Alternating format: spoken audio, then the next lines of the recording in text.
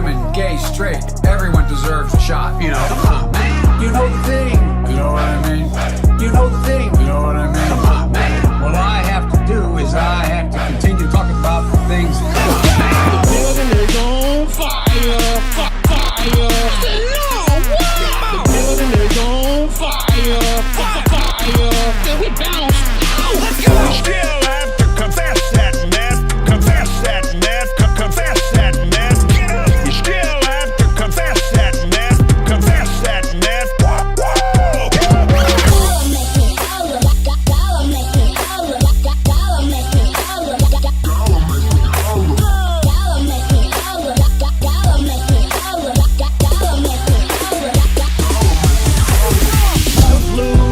The Chinese virus come flu. The Chinese virus. Don't you understand, you dumb son of a bitch? Calling it come flu. The Chinese virus. Don't let your dreams be dreams. Yesterday, you said tomorrow. So just do it! Just do it! Call your mom, do it! Break your pants, do it! Walk your cat, do it! Throw a frog, do it! I'll circle back, circle back. I hate to disappoint you. Circle back, circle back. That's an excellent question. Circle back, circle back. I hate to disappoint you, but we will venture to circle back with all of you.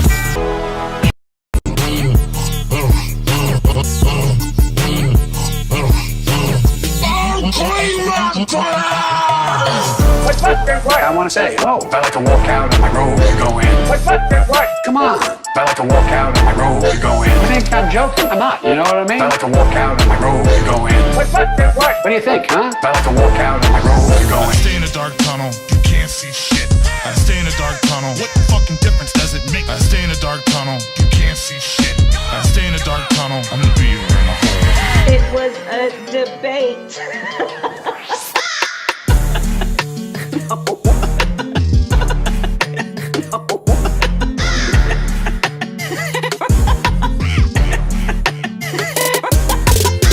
You're considered the most liberal United States senator. Somebody said that, and it actually was Mike Pence on the debate stage. Well, Oh my God!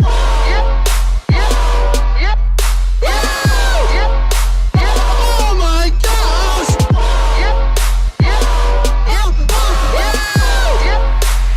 Listen to that horn! You uncircumcised Philistine! This uncircumcised Philistine! This uncircumcised Philistine! We wrestle against you, rulers of the darkness of this world. You don't rule us! You don't rule us! Who does he think he is? You uncircumcised! Who does he think he is? You uncircumcised Philistine! Uncircumcised Philistine!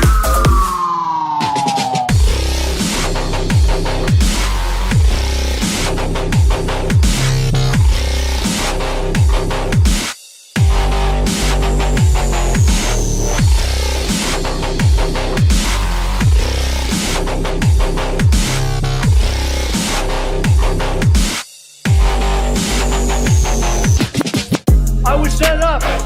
I was set up. Then you're not supposed to get set up. I was set up. I was set up. Then you're not supposed to get set up. You must wear your mask. You have to wear your mask. You must wear your mask. You have to wear your mask. I was set up. I was set up. Then you're not supposed to get set up. I'm just here so I won't get fined. I'm just here so I won't get fined. I'm just here so I won't get fined. I said we gon' do that. I'm just here so I won't get fined. I'm just here so I won't get fined. I'm just here so I won't get fined. I said we gon' do that. That rollback is off-site over 100,000. That rollback, what do you guys do? Take it and do something crazy to it? Why don't you look at the registered voters? Zero, zero, there's zero. Why don't you look at the registered voters? Zero, zero.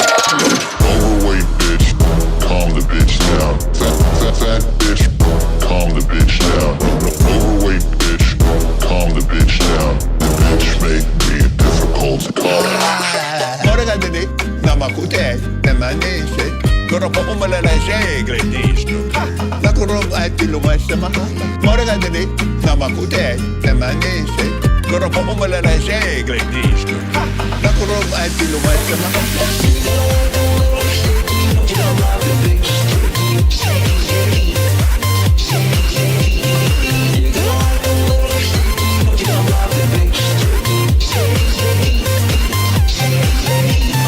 So suppose we hit the body. I see the disinfectant. Suppose we hit the body with tremendous ultraviolet. Suppose we hit the body. I see the disinfectant. Suppose we hit the body with tremendous ultraviolet.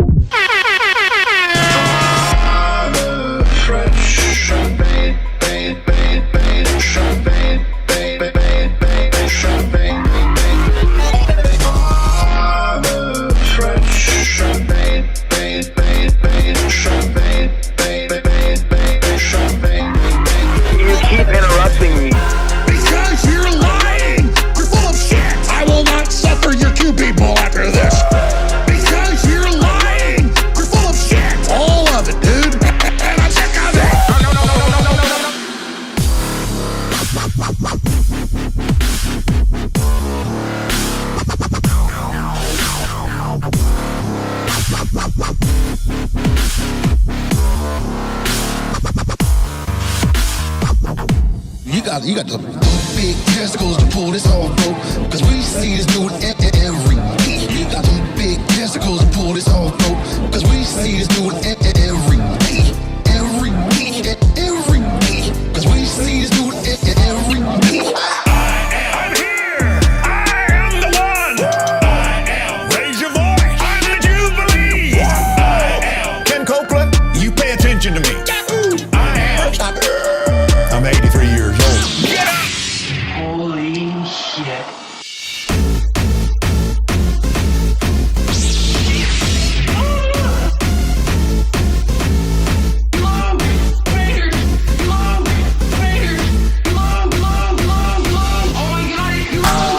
It is what it is. It is what it is. It is what it is. I think it's under control.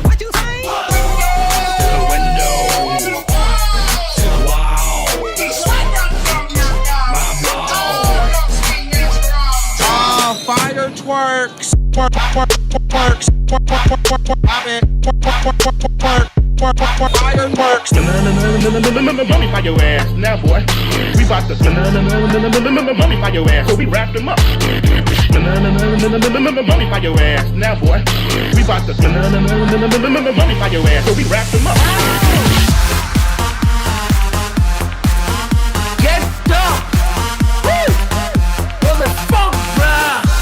Give me the loot! Put your hands in the air! It's lit! What the fuck, bruh?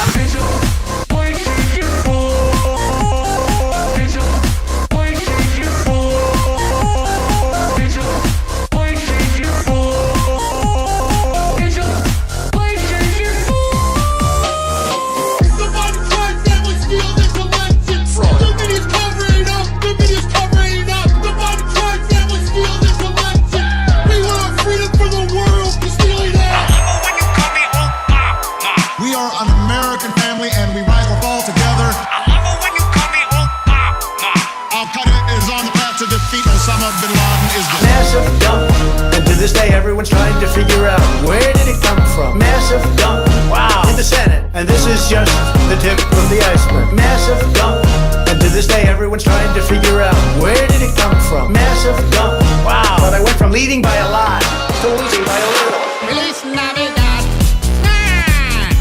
Feliz Navidad. Amen. Feliz Navidad.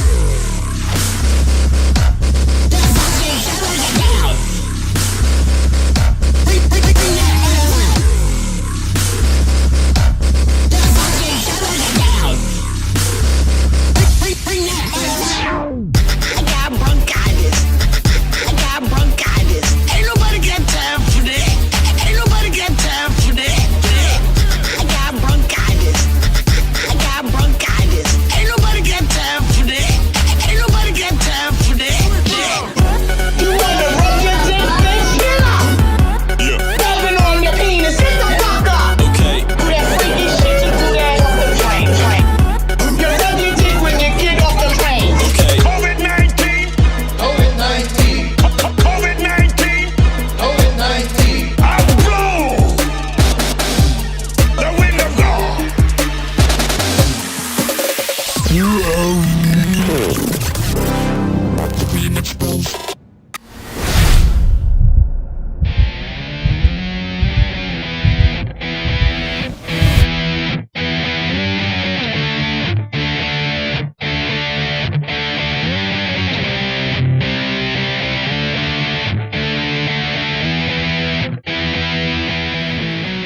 now, Matt Wright and Spike Cohen.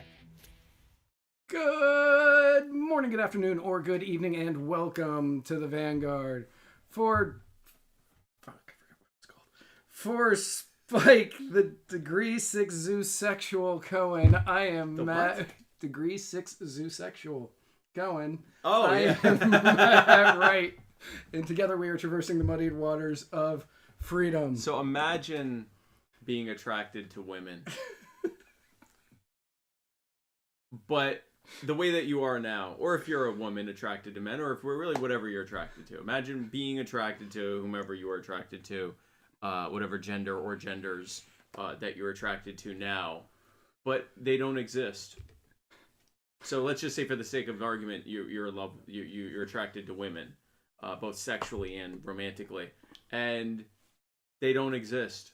There are no women. They all went extinct long ago, and you can't, you'll never be able to love a woman in real life because there are none. But it's actually worse than that, because everyone thinks it's really weird that you are in love with a woman because they're not around, and it's like, why would you be in love with a woman? No one else is in love with a woman. And it gets even worse than that, because no one else has this attraction that you have. All of the pictures of women are all completely non-sexual. Like, they're just pictures of women. Like, this is what a woman used to look like, and it's just like just a general picture of a woman. Like, I'm a woman, and so you can't even have any kind of like, anything sexual to look at of women. That's what it's like being attracted exclusively to Tyrannosaurus Rexes. Thanks so much for joining this Muddy Waters Media production. Be sure to check us out on all podcasting platforms, all social media platforms. However you are listening to this or watching this, be sure to share it, like it, subscribe to it. However you can be a part of this.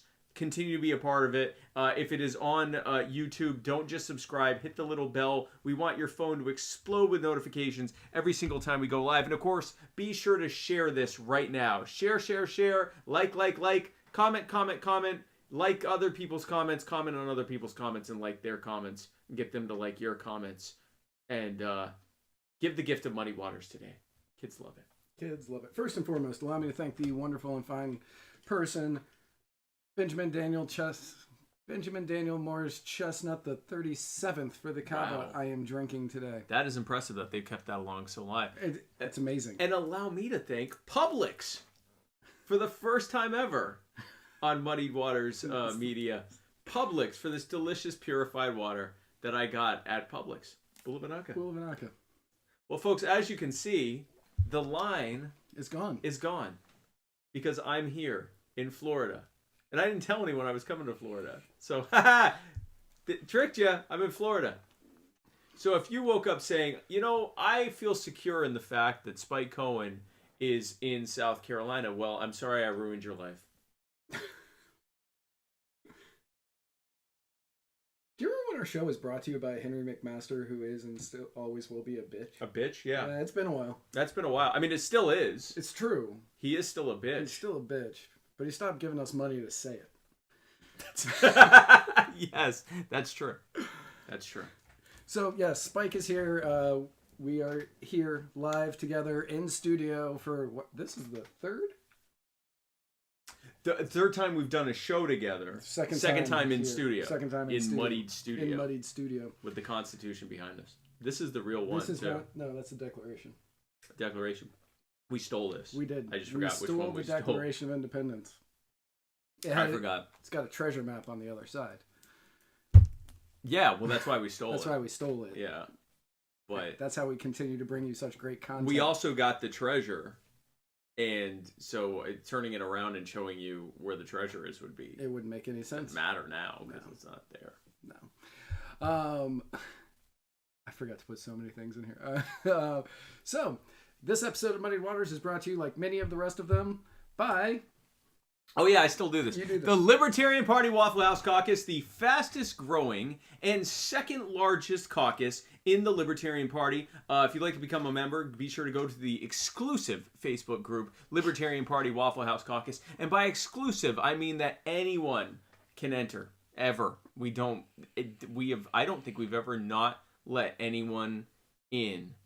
So come join us and everyone else that wants to join us today. And if you'd like to have some stuff with this logo on it, go to the Muddy Waters store at muddywatersmedia.com, and then go to the store and click on the store button, and we have shirts and a hat. And we don't have a hat. We don't have a hat. We have shirts and we have pen. buttons. Yeah, because we know libertarians love buttons. Yes. The Gravy King, Thomas Queter, is running for the state senate in the 52nd district of New York. Thomas Queter says, I run better than Albany, which is hilarious because he's in a wheelchair. And so go to TomFor52.com to support our friend Tom Queter today. TOMFOR52.com. Joe Solosky is running for Pennsylvania governor. Joe Solosky is the key to Pennsylvania's success. And if you'd like to help Joe Solosky become the first libertarian governor ever, then go to joesolosky.com. That's JOESOLOSKI.com. Jack Casey is a cult leader. And he is also... He's writing terrible things in the comments on YouTube. And... and that's... Well, anyway, so Tom's books, Jack's books. Jack has written 3 books. What are they about? I don't know. And I never will know because I'm not going to read them. And neither is Matt. We'll never read them, in fact. But you should on our behalf by going to theroyalgreen.com and picking up these books, The Royal Green, in silver throned and crowned by gold. And they are really, really great books, I'm told, by people, well, by Jack. And, you can find out if that's true by buying them. And if it's not true, then you should come on here and ravage him in the comments because he'll clearly have deserved it. And just so everybody knows, Jack Casey is such a popular, wonderful human being. Cult leader. That somebody offered us money to only crap on Jack Casey and not say anything bad about the books. But only bad about him. Only bad. We could talk all the crap we wanted to about Jack Casey. We just couldn't say anything bad about the book. Has that check cleared? Not yet. Oh. So until then, we're going to talk crap about his books too. That's right. Remember, Christmas just passed, so if you don't want to hang out with friends and family in the future, buy them Jack Casey's books. Wow. God. Saves you money in the long run. Well, I mean, yeah. Ouch. You don't have to worry about it. So, this is... Oh. I don't say that. Do you say that on Writer's Block? I did once. God. He was in the comments. He thought he must like it because he keeps giving us money. He does. He keeps paying us. So all right. So yeah, this is the end of the year. This is the last show of 2021 for Muddied Waters. Yes. And it has been a hell of a year for Liberty in general, but here at Muddied Waters, it's been a fantastic year. Yes. And we have all of you watching now, listening now, however you are intaking this information. We have all of you to thank for all of the successes we have had this year. Yep. Some could say, the VP run thing helped mildly. But it's really the people who have been here watching and listening and sharing. It's been a year. I don't even think there's been much effect. Just so everybody knows, we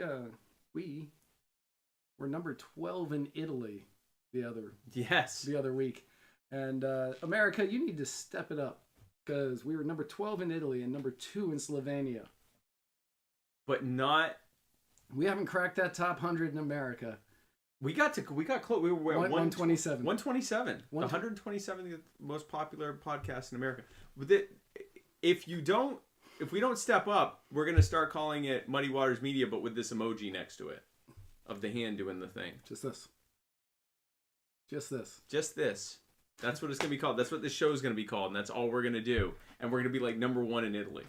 They're gonna be like, "Did you watch the thing? Yeah, I did this for an hour.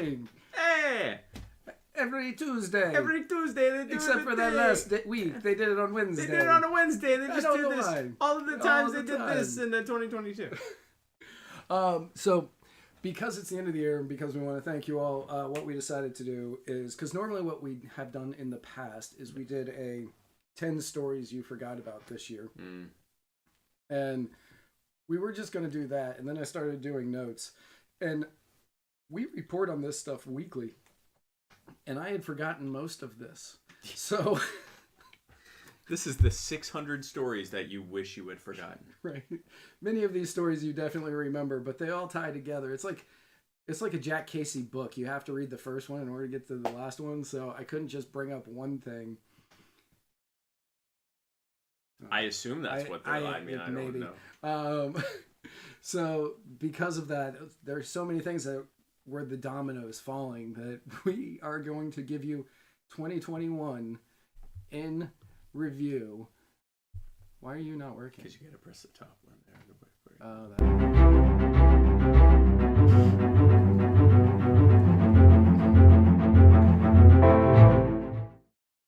That's beautiful. Thank you. I worked very hard on that. Thank you. This is the muddied review of 2021. Now, Spike doesn't know this because he never reads the notes beforehand, but I wrote this as a song, and he has the first line. Okay. No, I'm just kidding. Okay. I'm like, I hate this. This song is terrible. So yes, this brings us to, well, I guess what is technically the... I don't know how to use this. That's press the wrong thing. No. Wait, where the hell's the button in the thing? This is the... You just click it. Mudwater mushroom coffee replacement. That's not what it's called. The Mudwater mushroom coffee. No, I guess it's replacement cacao rapid fire segment brought to you by Mudwater. If you woke up today and said, "Oh my God, Matt and Spike, you're in the same room," I'm horrified. Also, why are you in my room? Why are you in my room? You said you're going to be in the same room. You didn't say with me. But while you're here, I would like to tell you about the fact that I don't want to ever have coffee ever again. I instead want to have something that my Uncle Hector used to drink. You know, did I ever tell you about my Uncle Hector? You know, Uncle Hector, he was a... This show is going to be really long already. Really long show. This Uncle Hector was a real man. He used to ride the rails. He did. And he was a rail rider. He was a rail rider. He railed the rail. He was a bum. He was a hobo. A hobo. He was a bum, and a ragamuffin and a vagabond. And he would, the people on the rails. They had their own law. The men on the rails, and but they always had to watch out back in the area where Uncle Hector was, because there was a railroad cop.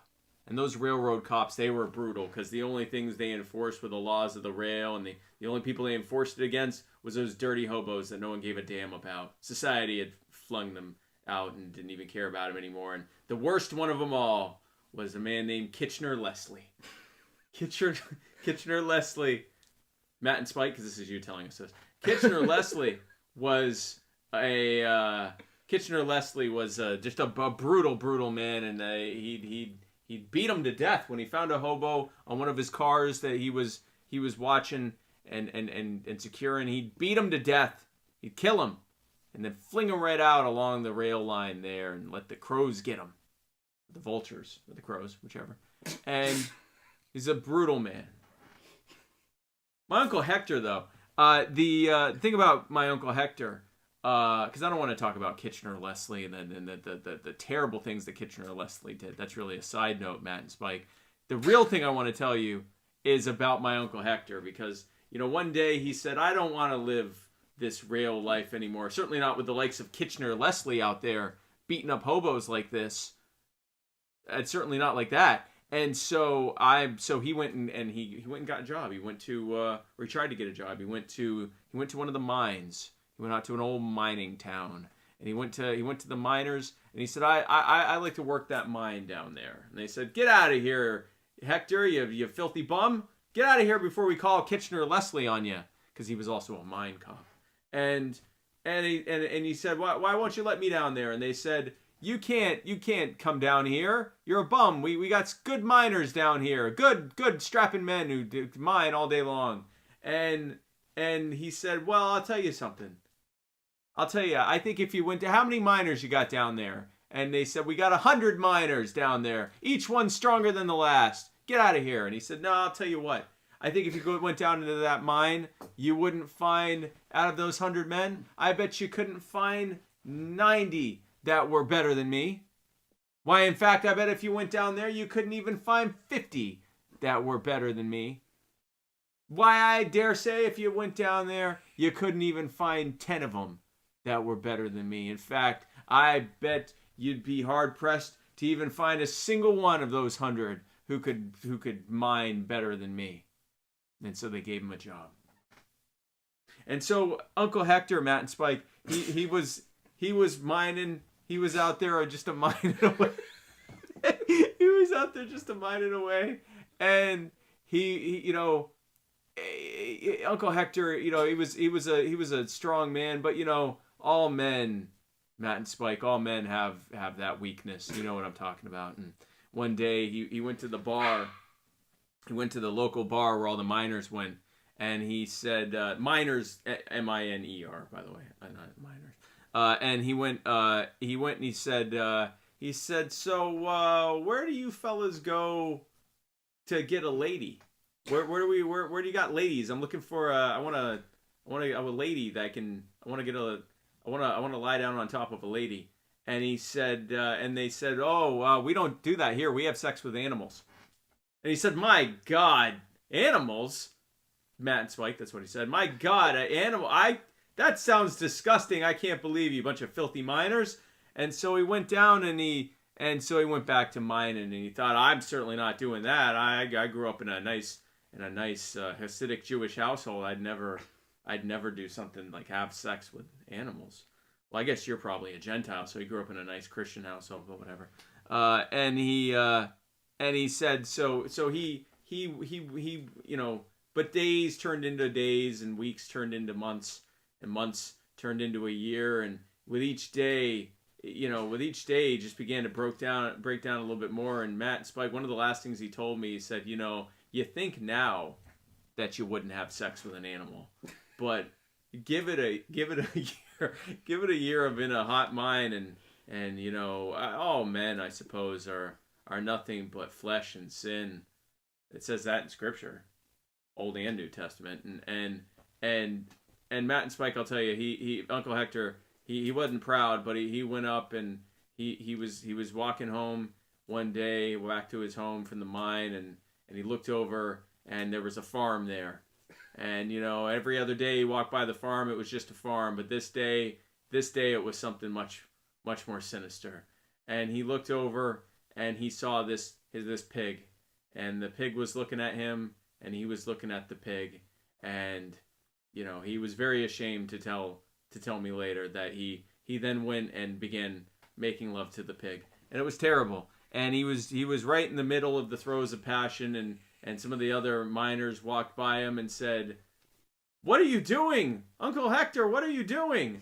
And Uncle Hector said, "What are you talking about? This is what you said. You people said that you have sex with animals." Then they said, "Uncle Hector, you damn fool. That's Kitchener Leslie's girlfriend." And Matt, the thing is, I don't want to drink coffee anymore. Instead, I would like something different. I'd like something instead that has masala chai, cacao, mushrooms, turmeric, sea salt, cinnamon, and nothing else in it. Well, I'll tell you what, folks. I'm scared than horrified by that story, but we definitely have something that's better than that. which is mud water. And that's a coffee replacement, and it tastes like what you think those ingredients would taste like together. And if you go to muddywatersofreedom.com/mud, you can purchase some. Get your starter kit today.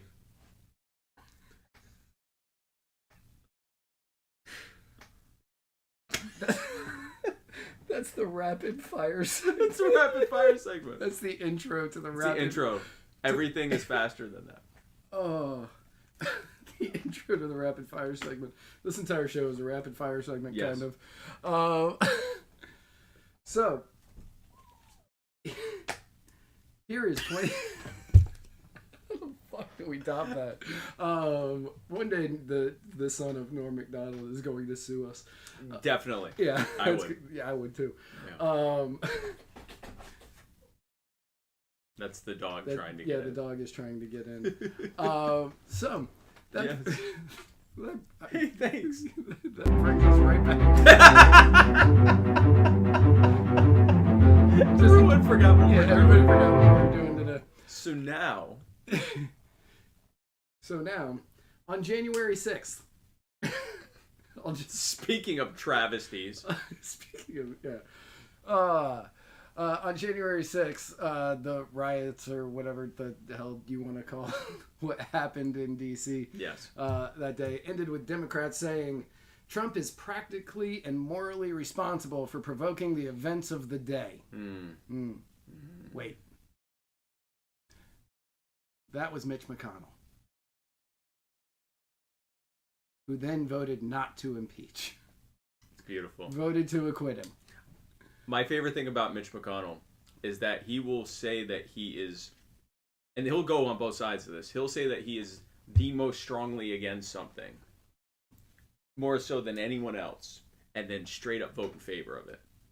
Or that he's the most in favor of something, you know, it's the best thing that's ever, and then vote straight up again while he's saying it. Mm-hmm. He has zero morals and doesn't pretend to. And I appreciate that. I appreciate that. Because he's a turtle. He is a turtle. And of course, as we know, January 6th was the end of our democracy. It was the most violent day in American history. Nothing has ever happened to humanity worse than January 6th. January 6th. Ever. Yes. Not even 9/11. No. Someone said 9/11. Civil War? No. Absolutely not. No. Pearl Harbor? No. Nothing. Holocaust? Close. Not touching that one. It's kind of a toss-up on that one. Right. Coin flip, really.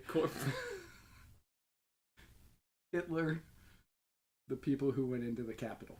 Right there. Right there.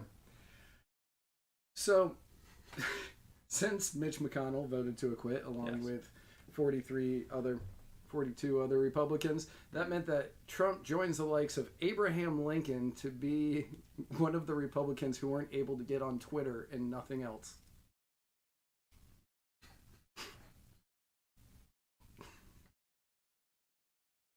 Okay. Yes. Really, he and Lincoln didn't have that much. There's like nothing that they did. Nothing. Yeah. Yet. It's basically the same, minus the fact that neither. Well, no, they both couldn't get on Twitter. Basically the exact same. Yeah. Yeah. There's nothing else that they share in common. Yet. So shortly after that, an ice storm, which had oddly enough been predicted by Jack Lloyd 2 months beforehand, or 3 months beforehand. That was eerie.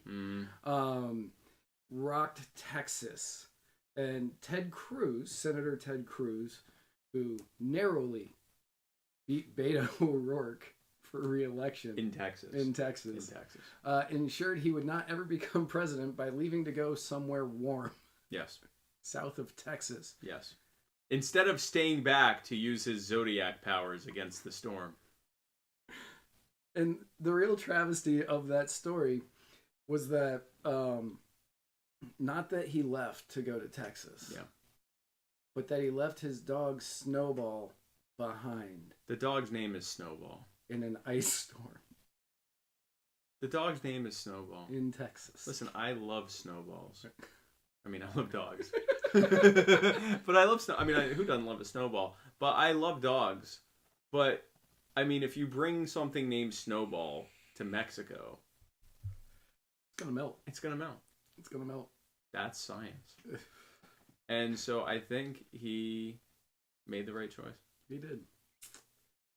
Now I've ensured I'll never be president.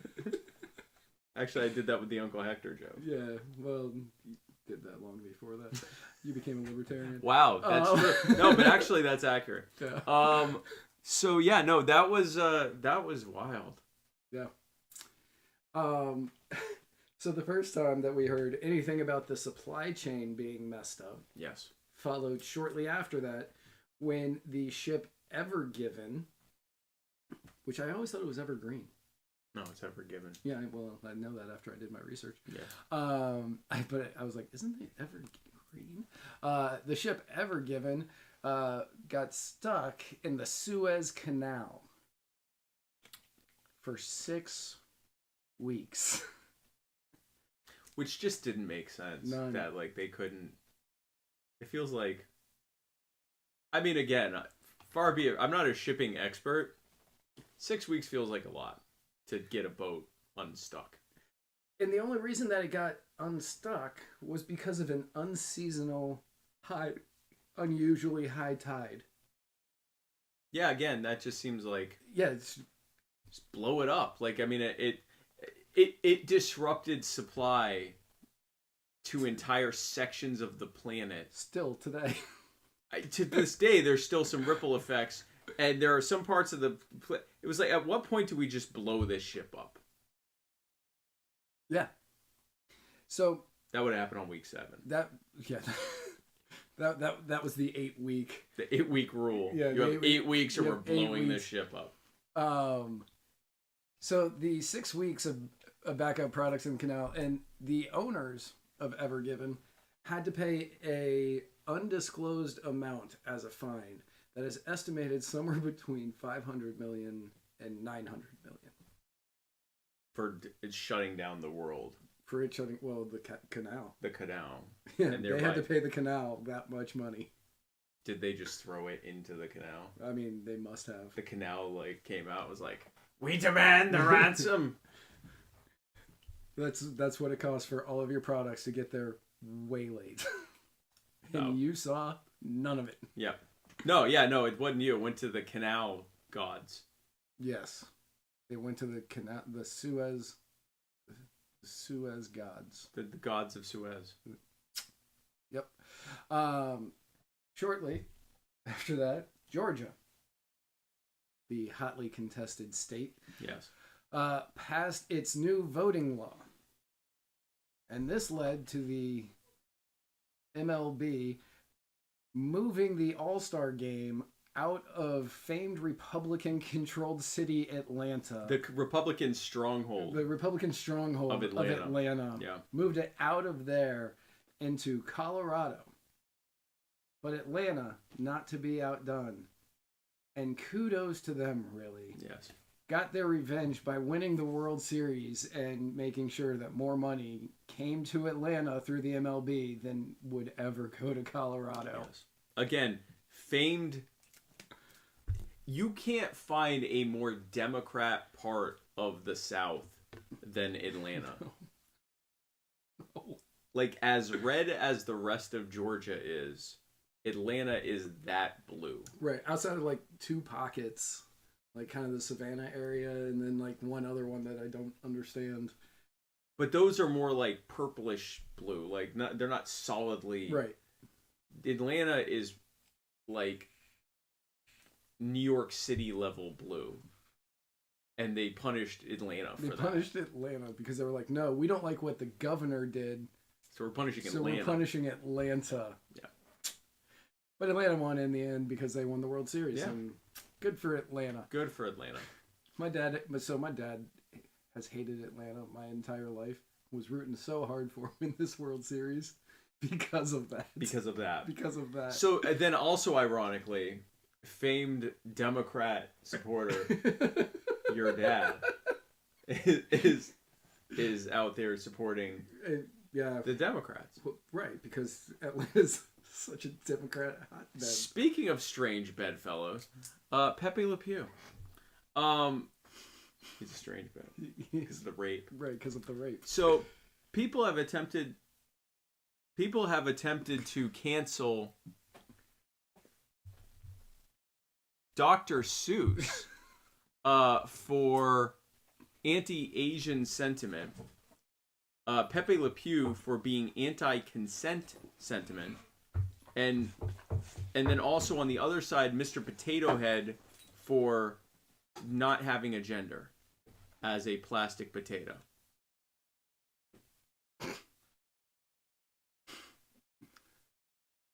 Yep. If anybody is watching, tag Sarah Ann Anderegg right now.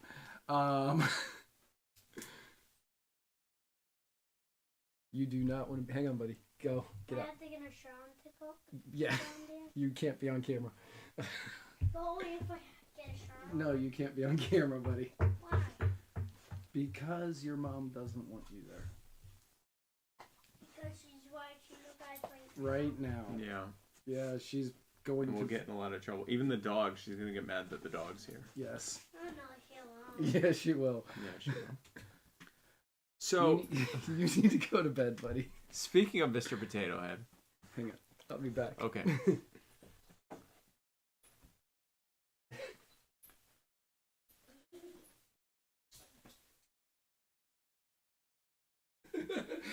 This is...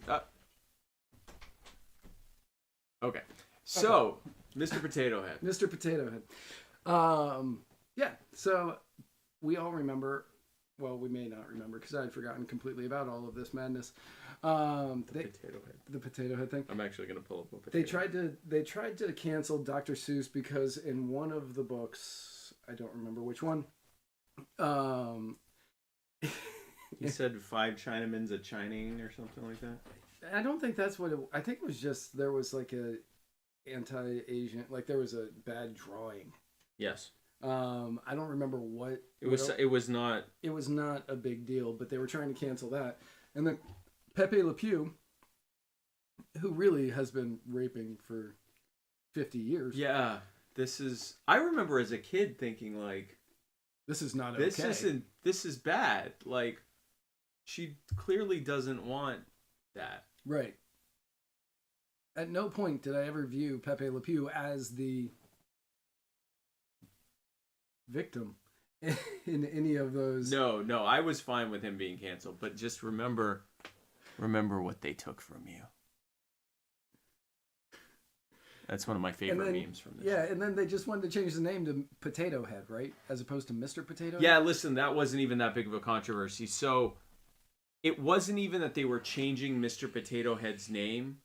It was that the entire brand of the family of potato heads was called Mr. Potato Head.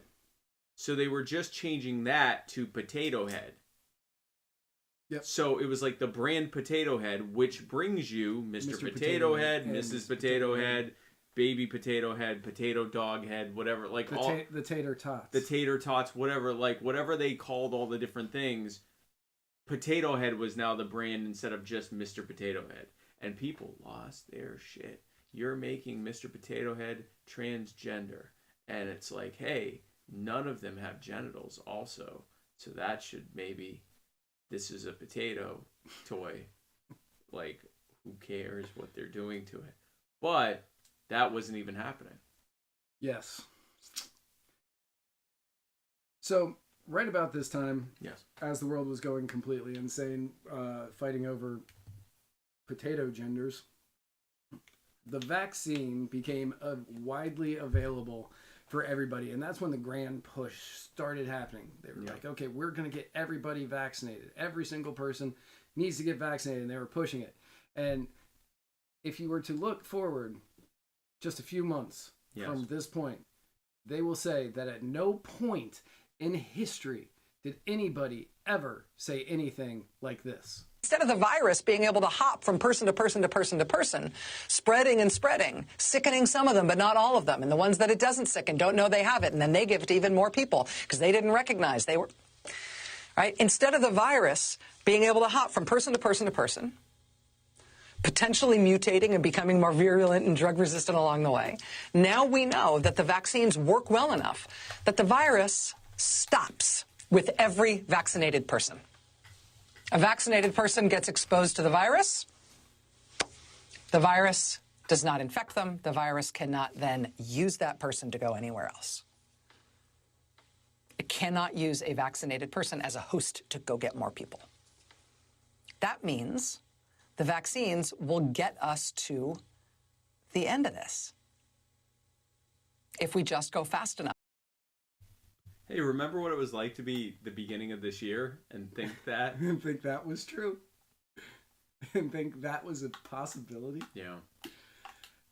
So months later, they will deny anybody ever saying that. Yeah, because it wasn't just her that said that. They have Biden saying that. They have Jen Psaki saying that. They have Fauci saying it. Like every policy man, they were either.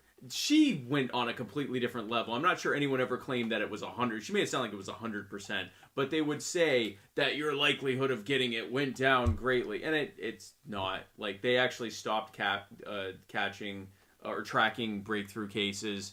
They now no longer even try to claim effectiveness of any percentage in stopping you from getting COVID. It's all now just about how much less likely you are to end up seriously ill or in the hospital. Okay, fine. But that's not what they told us. No. And that also completely eliminates any kind of rationalization or justification behind mandating it. So you're probably thinking, well, that's good because then that means they didn't mandate it.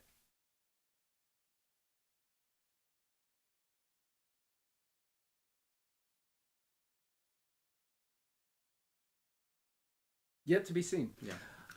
Yet to be seen. Yet to be seen. That's going to be the first week of 22. Yes.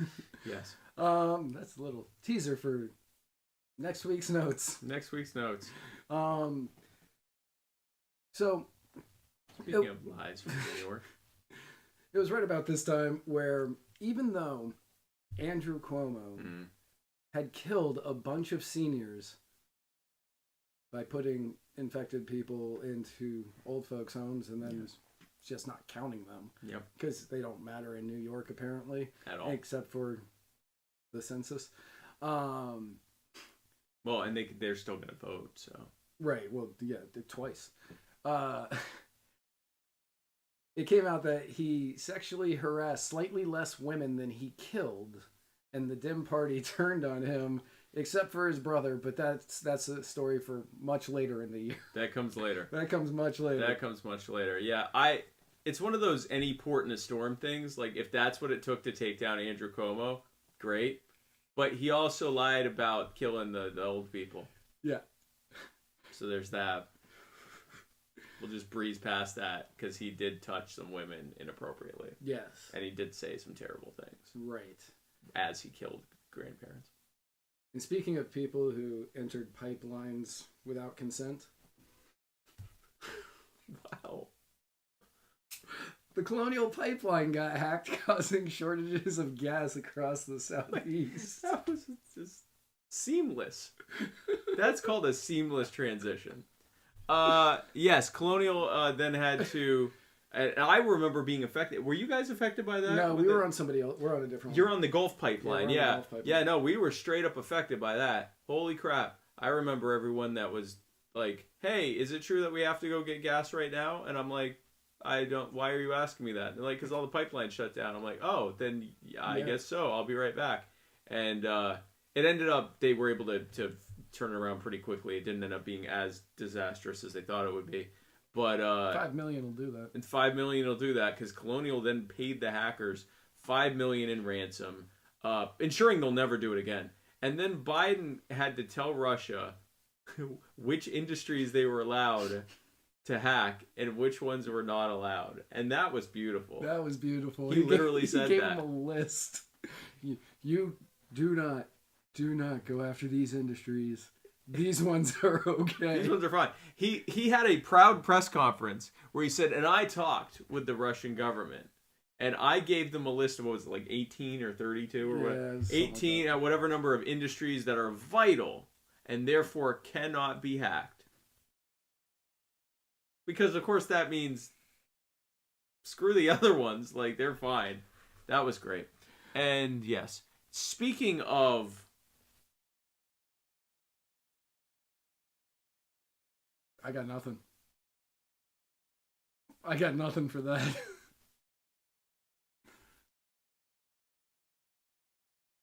The billionaire space race, there was nothing. There was no segue for that. Yeah, nothing. The billionaire space race began with Brandon.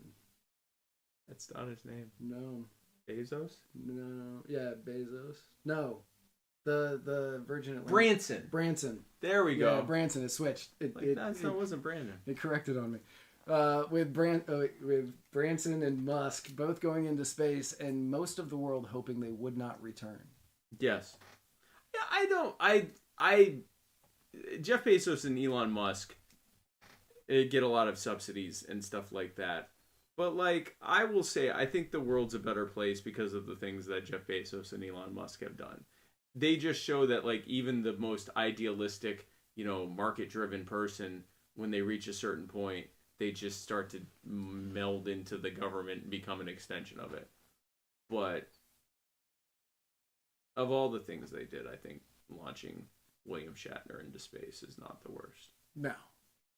I actually think it was pretty cool he got to go to space. I do too. Because he's 90. Like, he'll be dead soon. Maybe. Betty White's still kicking. I'm not saying, like, tomorrow, but I'm saying, like, relatively soon. Like, so Dick Van Dyke is still kicking. So is Betty White. No, I'm saying, like, within 20 years they'll be dead. Like, when I was on that kind of soon. When I was on I'll probably be dead. Mr. America a couple of weeks ago, Jason Lyon and I were speaking, and he said Betty White is getting ready to turn 100, and that's amazing. And he goes, "It's a good thing COVID never got her." And I said, if she gets it in the next few weeks and she dies, it's your fault. Oh yeah. Yeah. So if Betty White dies of COVID before her 100th, it's Jason Lyon's fault. Yeah, no. If Betty White dies, that's Jason Lyon's fault. That's Jason Lyon's fault. So everyone remember that and remind him of it constantly. Yes. Then the Delta variant broke out, and the CDC had no. Speaking of COVID, killing Betty White, the Betty Whites of this country. The Delta variant broke out, and the CDC had no clue how to tell people that they needed to get vaccinated anymore, since they could still catch the virus. Give the virus to others and probably end up killing someone who was vaccinated, very dear to them. I remember having that first tough conversation with a blue check mark on Twitter. I'm also a blue check mark on Twitter, but another blue check mark on Twitter. One of the bad blue check marks on Twitter, who was explaining how, they didn't go through, getting vaccinated to protect themselves only to be put at risk by some bunch of unvaccinated people. And I thought, well, that's funny because you're vaccinated. So that's funny. Yep, and later we're going to find out even more about COVID, but that actually wasn't bad for the first 7 months. That was only 14 minutes for the first 7 months. That's good. That's how long it takes me to tell a joke about my Uncle Hector. That's true. That's true. So that brings you through the first 7 months of 2021 and all of the things that you either remember or you had forgotten already happened. So before we get into, I don't even know if there's anything here. Before we go into the second half of the year, I forgot to put that in there because I'm not smart sometimes. It is now time for the personal injury attorney, Chris Reynolds, attorney at law, anchor call-in moment. If you live in the Florida region of these United States and you find yourself personally injured by anybody not named Matt or Spike, because we already have him as an attorney. Right, he's already our attorney. Go to chrisreynoldslaw.com and he will get you Stupid. Yeah, just stacks. So like right now we've got a table here with all our stuff on it.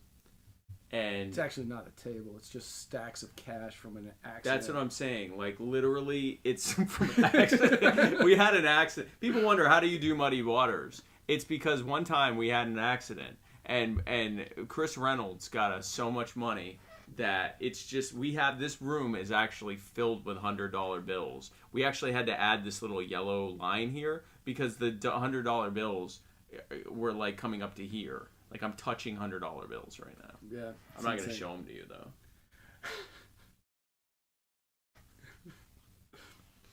Nope, not doing that.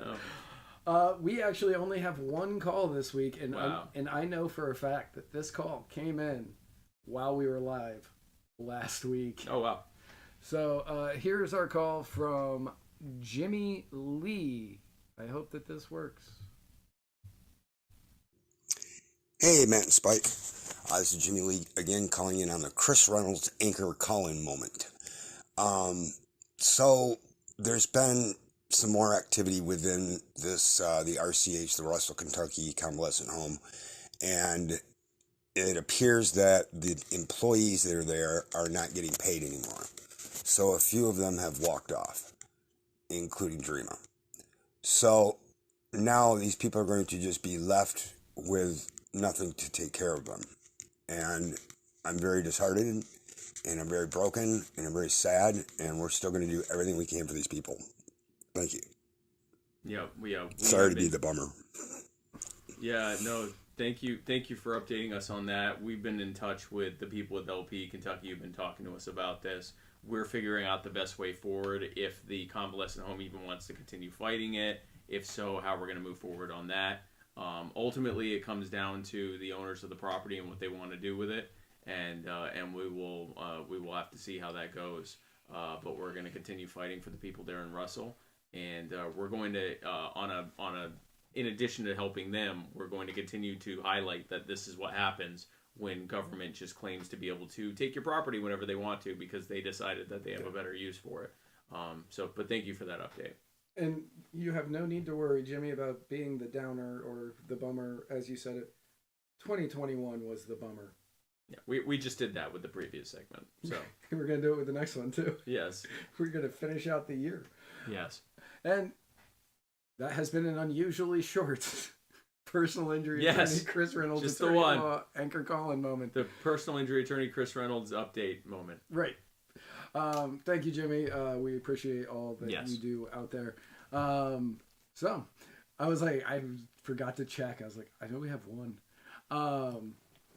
There you go. We have one. We got one. We got one. That's all that matters. So tell us in the comments, what was your favorite thing that happened this year, or least favorite thing that happened in 2021? So going into later in August, Biden withdrew troops from Afghanistan after 20 years. Many lives lost. And more than $2 trillion in today's dollars, and over $5 trillion by the time we pay off the debt. Yeah. And to put that in perspective, the entire gross domestic product pre-Taliban was what, $26 billion? Yeah. And that is expected to go down precipitously because the Taliban is essentially destroying all civil societal infrastructure as it moves the country back into the Bronze Age, basically. Like that, which is where they want to be. That's where the people in the Taliban's interpretation of Sharia law firmly want their country and their people to be. Problem is, they're dragging everyone else into it, including their wives, who probably don't want it either. Just like they didn't want them, but they had to because they were children. But anyway, and the funny saying thing, anything that's correct. And at this point in the year timeline, Biden was probably polling at about 48 to 52%, which is typical for presidents. They're always in that like 40s, maybe 50s range. Yeah. And it was he was middle of the road. Usually he was slightly above 50, Sometimes he would dip down depending on how many Delta cases there were, Yep. but he was right about 50%. Yep. After the Afghanistan pullout was when he started dipping hard, and you saw him go down to as low as like 32%. And I think right now he's somewhere between 38 and 40-ish, 42, 38 and 42. Yeah. I've seen him as low as 28 in some polls. In a recent poll, oddly enough, he was polling lower than Kamala Harris, who was polling unusually high. I will say. That's scary. I want to say though, yes, Biden screwed up the withdrawal. It could have been done much better. Yes, he should have taken up the governor of Guam on his offer to do what Guam did during the Vietnam War, where they just brought all of not only the troops, but all the American civilians and any Afghan refugees, start bringing them over to Guam where they can process them there to bring them here or send them back to Afghanistan if they were, interlopers trying to get in or whatever. He completely screwed up by giving the list of American civilians to the Taliban for them and the Haqqani network to protect. There were many stupid things that were done by Joe Biden. But frankly, a lot of those weren't really done by Joe Biden. They were done by the military-industrial complex. So if Trump had been in office, he'd have done it too, or his administration would have done it too.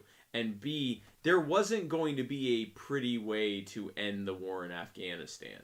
And it's what we've been saying from the beginning, which is that this was a bad idea to invade this country because it was inevitably going to return back to the Taliban or someone else like the Taliban. And all we were going to do was waste money and lives, American lives and Afghan lives and lives of, our allied countries in trying to turn Afghanistan into something other than Afghanistan. And that's what happened. It happened on Biden's watch. And one of the very fleetingly few things that Joe Biden did that I respect was when they called him all, they're going, oh, you did this wrong. And he said, listen, this was going to end poorly. We're not going back. Again, it was done poorly. Civilians were left behind. All sorts of bad things were done. The one thing I respect about Joe Biden was that he was like, this is going to end poorly. It was always going to end poorly, and we're still ending it. I respect that. He's the first president to end a war since Nixon. Bush. The first one. Oh, well, yeah. Bush ended his own war, the Gulf War. Yeah. He's the last one to end like a long-running war since Nixon. But, this is... Yeah. We had a question on YouTube from Jordan Trincy. Okay. I don't know if I'm saying your last name right. How much longer do you figure Biden will be in office before Harris takes his place? Now, Jordan, I don't think that's going to happen. Mm-hmm. I think that was initially what the plan was. I think that's what the thought was. Mm-hmm. But in most polls, outside of the one where Harris was beating Biden, she is regularly polling at 28 or below. That's terrible. Yeah. They are not looking at her to be the replacement. She is hated by the left. She is hated by the left. She is hated by the right. The moderates don't like her. She's not liked. She is not liked. And the natural voting bloc that people think would exist, that, black voter, they don't like her either. Because of what Tulsi did. Because of what Tulsi Gabbard did to her in debates. And frankly, even Tulsi Gabbard brought it out to the mainstream, but I remember early on when she was, announcing her runs, and, black Democrat activists were like, we're not backing Kamala Harris. She's like one of the most brutal prosecutors there's been. Yeah. She's the opposite of what we want for criminal justice reform. That's not going to happen. And she's not popular. She's not well liked. Remember, Kamala Harris dropped out of the primary to be the Democrat nominee before a single vote took place. No one ever voted for Kamala Harris because long before they even got to the primary route, she ran out of money. Her staffers left. She apparently wasn't running a good operation, and she quit. So she's not going to be president. She's not. She might. The only way she'll become president is if Joe Biden just straight up dies before 2024, and then she gets sworn in as president. But she's never going to get elected president. She's never going to get elected president. And I think they will do everything in their power to keep Joe Biden alive until 2024. Because of that. Yes. Yeah. Because if she gets sworn in as president, her likelihood of winning the Democratic nomination goes up exponentially, and to 10%, and from 1%. Right. And it would actually go up quite a bit, because who's going to be the schmuck who goes, yeah, you're the first black president, or no, first female president and first minority female president, but I'm a Democrat, but I don't like you, and you cackle. Like what? Like there's no way that a Democrat's going to be able to effectively run against her. And yes, Bernie Sanders will try, and he'll fail again. You think he's going to try again? I think he's going to try. I don't think he is. You don't think so? He's going to be 82. I don't think he's going to try. What does he do? He shows up, oh, this is unacceptable, and then everyone and a bunch of kids cheer because they have no idea what he's pushing for. Yeah.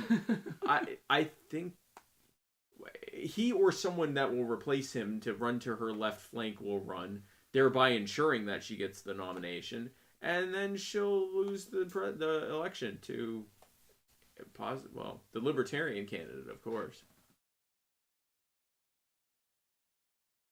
I just want to announce right here on this show, I am not running for president.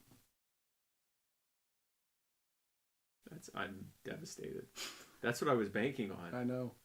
You running for president. I know. I was all in. I could 100% change my mind, but right now, my intention, I am not running for president in 2024. And I would like to announce that is devastating. Yes. Yes. To me personally. Speaking of which, You're not old enough, are you, Matt? No, I'm not even close to old enough. No, gosh. No, I'm not. You won't be old enough for years. Years, like decades. Yeah. He's a teenager. Right. He's 18. A kid. 18. He's a child. So, speaking of the exit plan, yeah. The Biden administration came up with a plan that was to leave any and all people who really wanted to come back, along with all the military equipment that has been sent through over the years. Yes. Brilliant. And in order to take the heat off of the exit plan, the FDA granted full approval to the Pfizer vaccine, which was reported on CNN, Fox News, MSNBC, Newsmax, Kimmel, Colbert, The Daily Show, and everywhere else that Pfizer pays for advertising. Yeah. Pfizer is a PR firm that sells drugs. Yeah. I wish that the vaccine had been as effective as they were saying, because we're at 70% vaccinated. If it was effective as they said, COVID couldn't really thrive anymore. This whole thing of it's the unvaccinated spreading it and dying from. If only the unvaccinated were spreading it, it wouldn't be able to exist it wouldn't be able to have these massive outbreaks anymore. There would be local areas that would have it. It's not effective against stopping COVID. It appears to be effective in stopping you from getting sick or dying, or reducing your odds of getting very sick or dying. But so does vitamin D, and so do a lot of other things. I would dare say that vitamin D, exercise, better diet, stress reduction, and bringing your BMI down to an ideal level, all of those things combined probably reduce your odds of getting seriously ill or dying from COVID roughly the same as the vaccine. And we know what the side effects of those things are. All good things. All beneficial. Those are all, the side effects of those things are your life is better too. There's no myocarditis from it. Right. Allegedly. And what's funny is, like Spike was saying, if the vaccine had been effective the way that they were pushing it on us, we'd long since surpassed the number that Fauci had been saying was going to be needed. Yeah, 65%. Yeah. But that's not what happened, because the Delta variant and the other variants started coming out, and that was predicted by us. Yeah. On the very first show of 2021. Yeah. And not because we're such like epidemiological geniuses. Like the I have a virus, basic understanding of science. viruses mutate and they want to spread more, which is actually good news because that means they become less deadly over time. Yes. Which is why anyone who watches this show, we're not shocked when Omicron is, as the media corporate press has put it, largely indistinguishable from the cold for the vast majority of people. Yes. It's good to see that the flu came out of hibernation this year. It's if you went to a you went to try to sell a script for a movie, which you do that. I've done that. And imagine you went and you tried to sell a script and you said, "Here's my idea. Imagine a world where the world's governments shut down occasionally and put people in camps to intern them to protect them from others, and require vaccination, which is not effective, against a virus with a more than 99% survivability rate, which for the vast majority of people will get it, will be indistinguishable from the common cold or flu." They would laugh you out of the room. They would say, "That's a stupid premise. You must be a libertarian to think that government would do such a thing. You idiot. You idiot. Get out." We need something bigger and better, like another Matrix movie. Or the Titanic. You really want the in-person live of this? Let's make a movie about a ship sinking. Oh, and some crappy romance. The thing about Rose is that they tried to make her into a heroine, Matt. Oh, she was heroin, all right. Black tar heroin. She was awful and caused Jack his life. The crazy thing about Rose is that she was played by Philip Seymour Hoffman. No one knows that. No one knows that. That guy, he's got range. He is. I mean, rest in peace. Rest in peace. But, he died because of heroin. Wow. Yeah. It all comes together. It all, yeah. Rose thought she was a heroine, and it ended up killing Philip Seymour Hoffman. Titanic killed Philip Seymour Hoffman. That's 2 victims. Yep. Well, heroin has many more victims, but Rose specifically, just the 2. We don't know what happened to her husband. We have no idea. Oh, wow. Yeah, the one that... That's the That's why she didn't even give a crap about him. Yeah. Yeah, because she murdered him. And it would make sense that when she died on the ship, now they get to dispose of a body. After giving away her entire children's inheritance, and then the Titanic was an inside job, and then she dies. She ends up, meeting up with Jack, and not her husband that she had children and grandchildren and great-grandchildren with. Nope. That's because the husband is a murder victim, and he was in heaven, and they were in hell. Yes. Where they belonged. Where they belonged. Burning in agony. Forever. Forever. Amen. And if you notice, like when they go to hell at the end, it's hell. Because where does she see Jack? On the Titanic. They're in the great ballroom on the Titanic. So it's like Dante's Inferno, where you relive. You relive in that day after. Misery. Yes. That's how you know she went to hell at the end. That actually makes me feel better. A little bit. I'll give Cameron that. He said he's giving a twist at the end where it's like, yeah, she's in hell, burning and drowning at the same time forever. In misery. She has to watch this guy die in front of her because she'll keep murdering him. Forever. Just forever. So it's Jack's punishment for the most part. She's going to let Jack die by breaking his thumb off. I'll never let go, Jack. I'll never... Oh, he's gone. Wait, his thumb broke off? Well, because he was holding her hand, and it like froze into place, and she's like, "I'll never let go, Jack. I'll never let go." And then like he was just floating there with like dead look on his face, being all Daniel Dead Lewis. Yeah. And she like had to, his hand was frozen, so she had to like break his thumb in order to get it off. You hear a crack. That's a terrible movie. It's a terrible movie. The movie's so bad. And then I'll Never Let Go. Immediately 30 seconds later. Not even. What she means is I'll never let go in hell. Right. I'll never let go of you because we're meeting We're up again gonna in meet hell. in hell. She knew. That's why she was such a terrible woman. I bet her kids hated her. So speaking of Andrew Cuomo. Andrew Cuomo. Also, speaking of murderers, Andrew Cuomo, after the thing that we were saying before with the women, Yep. he then resigned as New York, as governor, as governor of New York, because as he said, I'm Italian.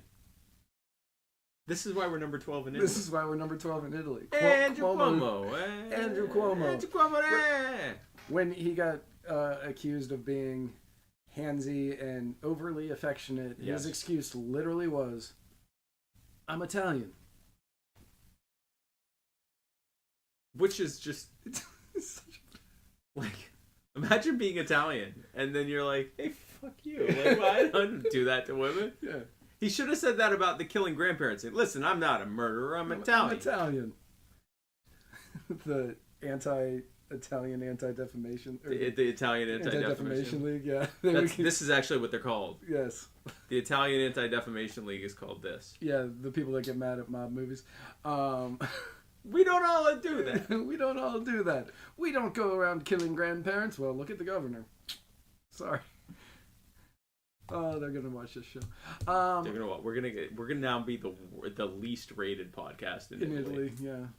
We're saying we disagree with this, by the way. We do. We don't disagree. with that. Italy, we love you. Italy's great. And God bless you for pasta. Yes. Carbs. Carbs. God bless those carbs. Speaking of.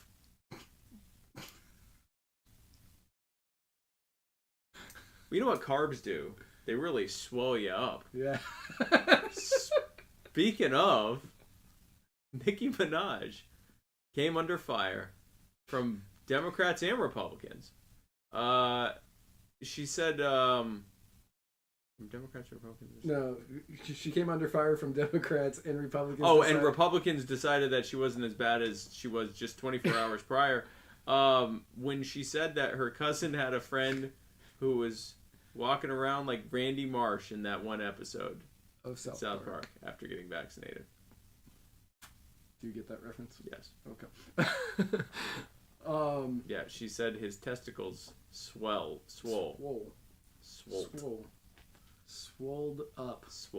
up. And it was awful and it was terrible.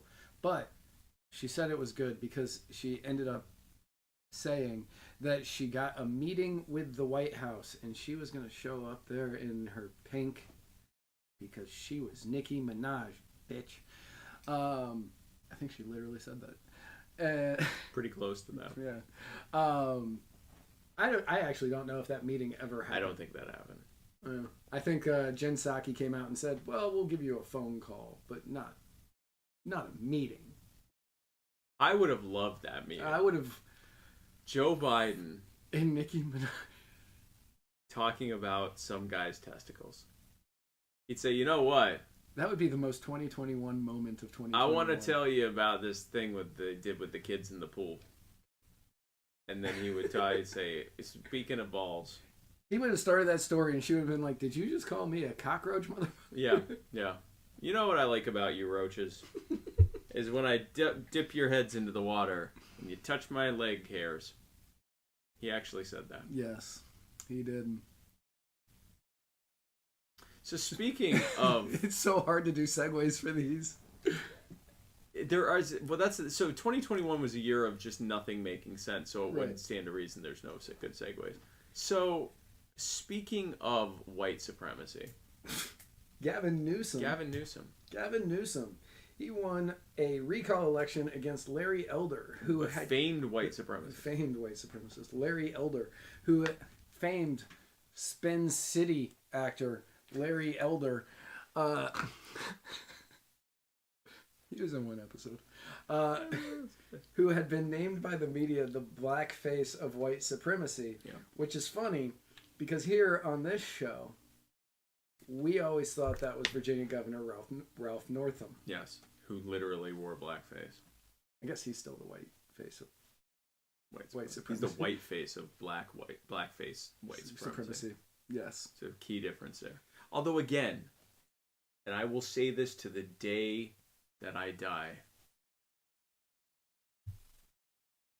if he had just started dancing when they asked him to. If he had moonwalked.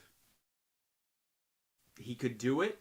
He was excited to do it. He was eager to do it.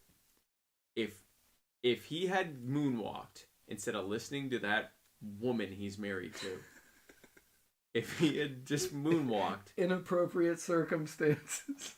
If he had just said, you know what? I got this. Okay? Maybe you're right. Maybe I'm right. But I got this. And he went out there and did a full-on moonwalk, did the double spin, did the kick, grabbed the leg, had done the whole pelvis tilt thing. His opinion numbers, his opinion poll numbers would have been higher than they were pre-blackface. And I will go to the very end to say that. Yeah, I would agree. If he had done that, it would have been like, oh, and that would have become the hottest meme / GIF on the internet forever. Well, for at least a year. He would have been the top meme thing. Like it would have turned this lemon into lemonade. Really would have. It would have, because people would have been like, okay, yeah, he did blackface like 40 years ago, but he did the moonwalk like yesterday. Life would have handed him a lemon, and he would have taken that lemon and squirted it onto some pan-seared salmon. Yes. Yes. Speaking of squirting.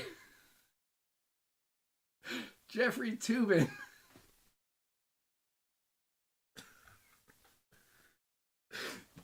Jeffrey Toobin of CNN was caught masturbating during a Zoom call. As one does. And that's not the most insane thing to come out about someone from CNN this year. No. We'll get to that later. Yeah, we'll get to that later. But actually, this might be the most insane thing. This is. Is it? The pedophilia doesn't top this for you? Yeah, I guess you're right. But, I mean, so that's more insidious. This is just straight up crazy. Fair. Like, have you been on a Zoom call? Yes. There are many... Every Tuesday. There are many things that I'm inspired to do on a Zoom call. Cranking one out isn't one of them. No. I can't imagine the thought process that was going through Toobin's head when he was yanking the Toobin. He was tubining, where he's like, yeah, this Zoom call's boring. Actually, you know the what's the most crazy? They've brought him back. And literally, they bring him on to, like, you know, give his opinion on stuff. And no matter what he says, all the replies on social media are aren't you the guy that jerked off on a Zoom call? Like, he will never be anybody but that. He's always going to be that. It would be like if after the thing that happened with Pee Wee Herman with Paul Rubens, that he then just went back on Pee Wee's Playhouse on YouTube, and other people are commenting, "Hey, weren't you just caught, you know, whacking it in a porn theater?" Meanwhile, you know, you're in a porn theater, which it's not legal to do that. But it's much more understandable. A Zoom call with your business, and you don't turn the camera off. He was looking at pictures of our narwhal. Oh no! He didn't turn the camera off. You know, oh, sorry, I took your kippa off. When, you know, you called it kippa? Yeah, okay, kippa, whatever. This thing does not want to stay on. No. You know, I think that, what's your narwhal called? Mine's Stabby. Stabby the narwhal. Kim Ruff named him. Oh, nice. This I one think in is- honor of today's episode, it should be Tubin. Tubin. This is Tubin the narwhal. Tubin the narwhal. That's anti-Semitic, by the way, but whatever. Tubin the narwhal. And so speaking about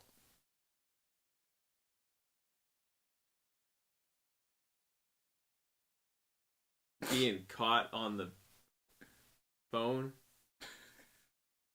that's not a good one. An Intercept report came out about a cell phone Trojan horse that we reported on a few months ago. Yep. A cell phone Trojan horse that was created in Israel and sold to governmental leaders so they could use this to read everything on your phone, including all of the apps that you're like, oh yeah, my apps are protected because it's signaled and they're not on the... Nope, they were recording those too. Yeah. Including where you are in real time down to a matter of feet. Yep. They found this virus, this Trojan horse, on hundreds of people's phones. Some of them were related to the governmental leaders in question. Others were enemies of the governmental leaders in question. This, had COVID not been a thing, this should have been the biggest story of the year. Yep. Ed Snowden said this is the biggest thing that's going to happen this year, but nobody's going to realize it. Yep. Yeah. The governments, multiple governments, are tracking everything you and every other person on Earth is doing on your phone. And not just your electronic communications, your emails, your text. They're like your camera data. Like what... Again, your phone, think about this. You're looking at your phone, and anyone who's hacking into your phone, the multiple people who are hacking your phone and just wholesale recording everything, are getting you and what you're looking at. So you know those moments that I've definitely never had, but I'm certain many of you have, where you're watching a little bit of porn on your phone before you go to bed and you get that odd phone call in the midst of tubing it from your dad and you just feel this shame. You should just feel that shame all the time when you're doing that. Yeah. No matter what you're looking at. Because the government's doing the thing. Yes. Also, I don't know what pornography is. So, good for you. Yeah, I don't. I've heard it sounds bad. It's not good. What I've heard about it seems objectifying. Frankly, I feel like I'd be objectifying myself. So, speaking of NASCAR driver Brandon Brown, the most famous NASCAR driver ever. Wins, what was it, I don't know. Indy 500? I don't know. He won some race. He won a race. He won a race. I didn't even bother to look that up because I didn't care. And he was being interviewed by a reporter about him winning the, I don't know, Daytona 5, whatever. And the crowd was doing what crowds do at a lot of sporting events this year.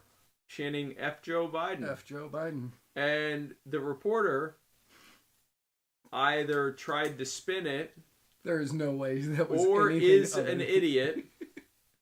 It's one of the. I don't believe. I think she. I think she was just trying to find a way to not get the entire broadcast censored. You could clearly hear what they were saying, almost at the same volume as them talking. And she said, "Oh wow, what a great thing! Listen, the crowd's cheering you on, saying, 'Let's go, Brandon.'" And that has become, I would say, the most repeated phrase of the year. And having that only happened in October, that's impressive. Yes. Yeah, no, it's become mainstream. Yeah. To the point where Joe Biden recently said he agreed with it. Wow, I'm jumping ahead in the notes. Sorry. Yeah, you're good. That's the only reason I added that in there. No. Yeah. Speaking of jumping out in front of the... Yeah.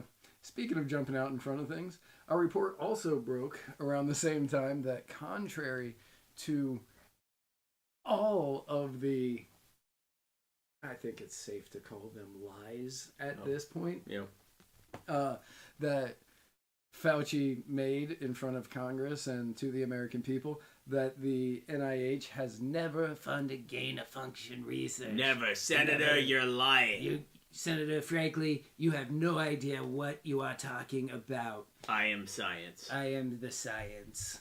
Well, that turned out to be crap.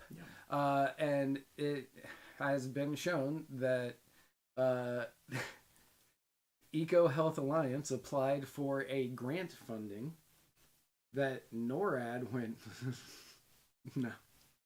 So before we get the fact, NORAD makes like nuclear muffins. Like they make like the scary shit to kill people that are really hard to kill. So like they make some of the most like just scary, frightening, advanced, scary, frightening stuff. Yes. And they saw this plan from EcoHealth, whatever Alliance, to basically create a superbug and then humanize it, or put it into humanized cells, humanized mice, to help speed along both its exponential growth in function, gain of function, and in breaking the barrier between animal and human so that it would spread from human to human. And DARPA went, nope, not even close. That's too scary. NORAD. NORAD's the weather thing, isn't it? NORAD definitely would have said no. They would have said, what the hell does this have to do with monitoring the sky? Right, yeah. NORAD's Santa tracker. Yeah, they'd be like, what is this? Santa would not approve of this at all. But DARPA looked at that and said, abso-fucking-lutely not. Bye. Go talk to the NIH. And Fauci was like, yes. Yes. Can we kill some puppies? God, the latest count on that is awful. And they said, oh, well, actually, we're going to use mice. Well, can you kill them afterwards? Yes, we'll be torturing them, too. Don't worry. What, they suffer? Yeah, well, we're going to put human ears on them and craft them on, and it's going to hurt them a lot. Oh, good. Then yes. Does Fauci to you, because he does to me, he reminds me of an angrier Mr. Burns from The Simpsons. Excellent. I just, if he tens his fingers in an interview once, I'm gonna die happy. I can see that. He strikes me more like Wario.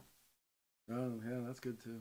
But like Wario trying to go legit, and instead he becomes a psychopath. So like, do you remember the game Dr. Mario? Yeah. Yeah. So he's Dr. Wario. He's Dr. Wario.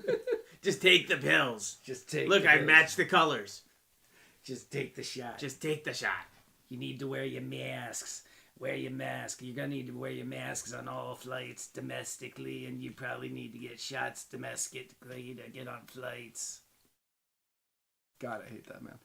Dr. Wario. Dr. Wario. Speaking of old people that shouldn't be in government, Joe Biden. Yes. He went to Rome. Yeah. I don't really know how. Do we need to finish that story? So he went to Rome, and he may have actually pooped his pants in front of the Pope. And he thought that the better encore would be to go to Glasgow at the COP26 and fall asleep during a speech on climate change. Now, for anybody who isn't familiar with COP26, that's where 26 nations from around the world that don't include India and China and Russia, the main polluters. Or Brazil. Get together and they talk about how terrible and awful climate change is, and how if we don't do something yesterday, the world is going to explode. We're all going to die. Yeah, we're all going to die. Yeah. And then they do nothing except talk about it and then say, we'll see you all again next year. Yeah, and then they all get on their Private thousands jets. of private jets and go back to creating the biggest carbon footprints in their respective countries. And he fell asleep during that. You know, I don't fault him for that. I don't fault him. We played the video of him falling asleep, and I wanted to fall asleep. Like, can you imagine some just and then the numbers? It's like, and I changed out the audio. And I put Greta Thunberg in it. Oh, that's right. That would have made me definitely fall asleep. Unless that would it have was filled you with white hot rage. The Swedish death metal version is way better. Way better. Of Greta. Yes. Yeah. But I think it was confirmed that he pooped his pants, right? Or it was just. It's not confirmed. It's just, it's yes, but no. Like the White House isn't saying, Biden pooped his pants, but it has been. Lots of different media reports have stated it over there, and the White House is like, that's not what happened. He spilled something, and we had to get him a change. He spilled poop. He spilled poop right out of his anus. Right on out of his anus. And you want to know what else fell out of his anus? The infrastructure bill. Wow. Thanks. The infrastructure bill, which got passed shortly after Biden pooped his pants in Rome. The Pope. With the Pope, was very surprised by that as well. He's like, what else have you got in your ass? It was not a very papal moment. It was poople. It was poople. Yeah, it was a poople moment. It's a poople. With the papal. That's Pope. The infrastructure bill passed with a price tag of $1.2 trillion, which, in all fairness, is a conservative number in today's day and age. Nothing. That's nothing. Nothing, no. And it is estimated that the 1.2 trillion will be used to fix roughly 4 bridges. Yeah. The rest of it's going to be lost or spent on grifty contractors. So contractors. Yeah. Contractors in general. Contractors going for government contracts. But those bridges are going to be freaking... They're going to work for another 3 years. They're going to be pasted together so beautifully. I mean, it also has. It's also got electric vehicle charging stations. Yes. All along the Midwest. Where they will lie fallow. And they will eventually. And drive up the cost of electric charging stations in places that actually need them. Right. Because that's how that works. Speaking of. These segues on it's hard. Like I was doing it month to month. Like this is starting in January and going. Oh man. Well, hot off the heels. Arguably a direct consequence of Joe Biden pooping his pants. Glenn Youngkin defeated Terry McAuliffe, which made Joe Biden poop his pants again. For different reasons. But for different reasons, and this time not in front of like. The vicar. Vicar. Yeah, Joe Biden had to. Or the pontiff. The pontiff. Not the vicar. Not the vicar. The vicar's I don't know what the vicar is. Anglican church. Sure. And this probably actually did make Biden poop his pants a little bit because, if I remember correctly, Biden won Virginia with a 13-point lead. Something like that. And McAuliffe lost by like 1.5% to 2%, which means that was a 15-point swing. Yeah. In New Jersey, you saw a 20-point swing. The Republican lost in that race, but it was way closer than anybody was expecting it to be. Yeah. And in New Jersey, also the speaker lost his re-election bid to a guy that spent $500 on his campaign, and that was like a huge swing. Yep. This has to be the most terrifying lead-in to 2022 for Democrats that they could have possibly imagined, which could be potentially, I'm not saying definitely, why they are pushing Omicron so hard.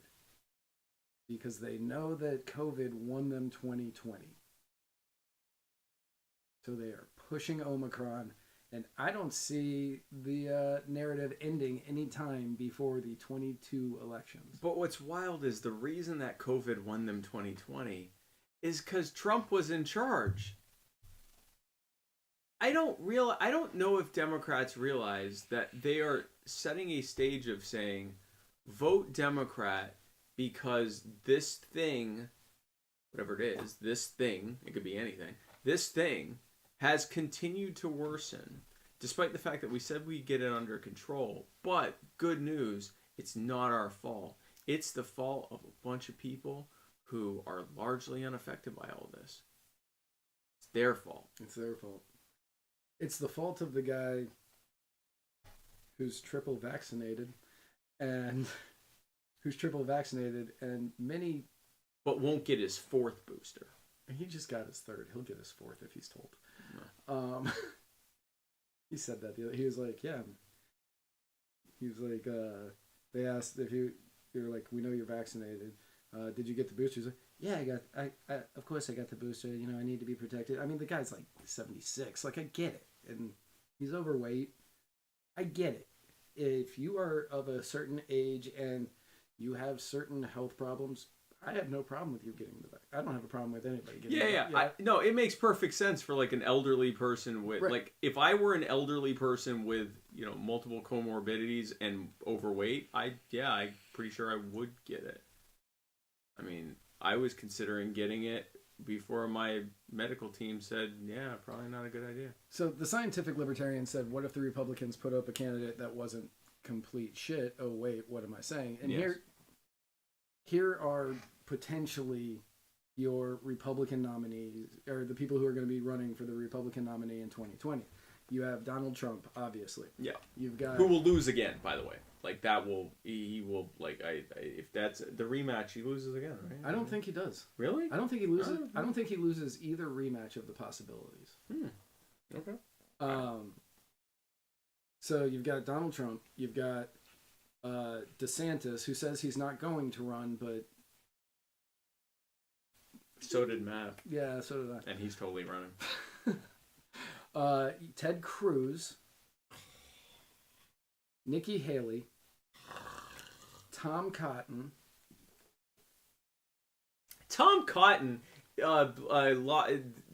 Ricky Harrington got 40% against him with like no funding. Tom Cotton's not going to be president. He's not going to be president, but that doesn't mean he's not going to run. He's running for vice president. Is what he's running. Right. Well, yeah, that's fair. I feel like I'm forgetting somebody, but yeah, it's like those 5 plus 1 or 2 others. Gosh. Like those. That's going to be. Those are the main ones. Yeah, that's going to be your field. Marco Rubio. No, he's not going to do it. You don't think so? No, he got demolished last time. So did Ted Cruz didn't get demolished. Ted Cruz actually did way better than a lot of people expected him to. Ted Cruz made it all the way to the end, yeah. And it was close up until those last few states. That's true. Ted Cruz was ahead at one point. Yeah. Which was wild. Yeah, I thought Ted Cruz was going to win it, and then because I was like, it's Donald Trump. Like, no, that's And then it's gonna that just happened. But who else am I thinking? Who else am I missing? Oh, Abbott, Greg Abbott.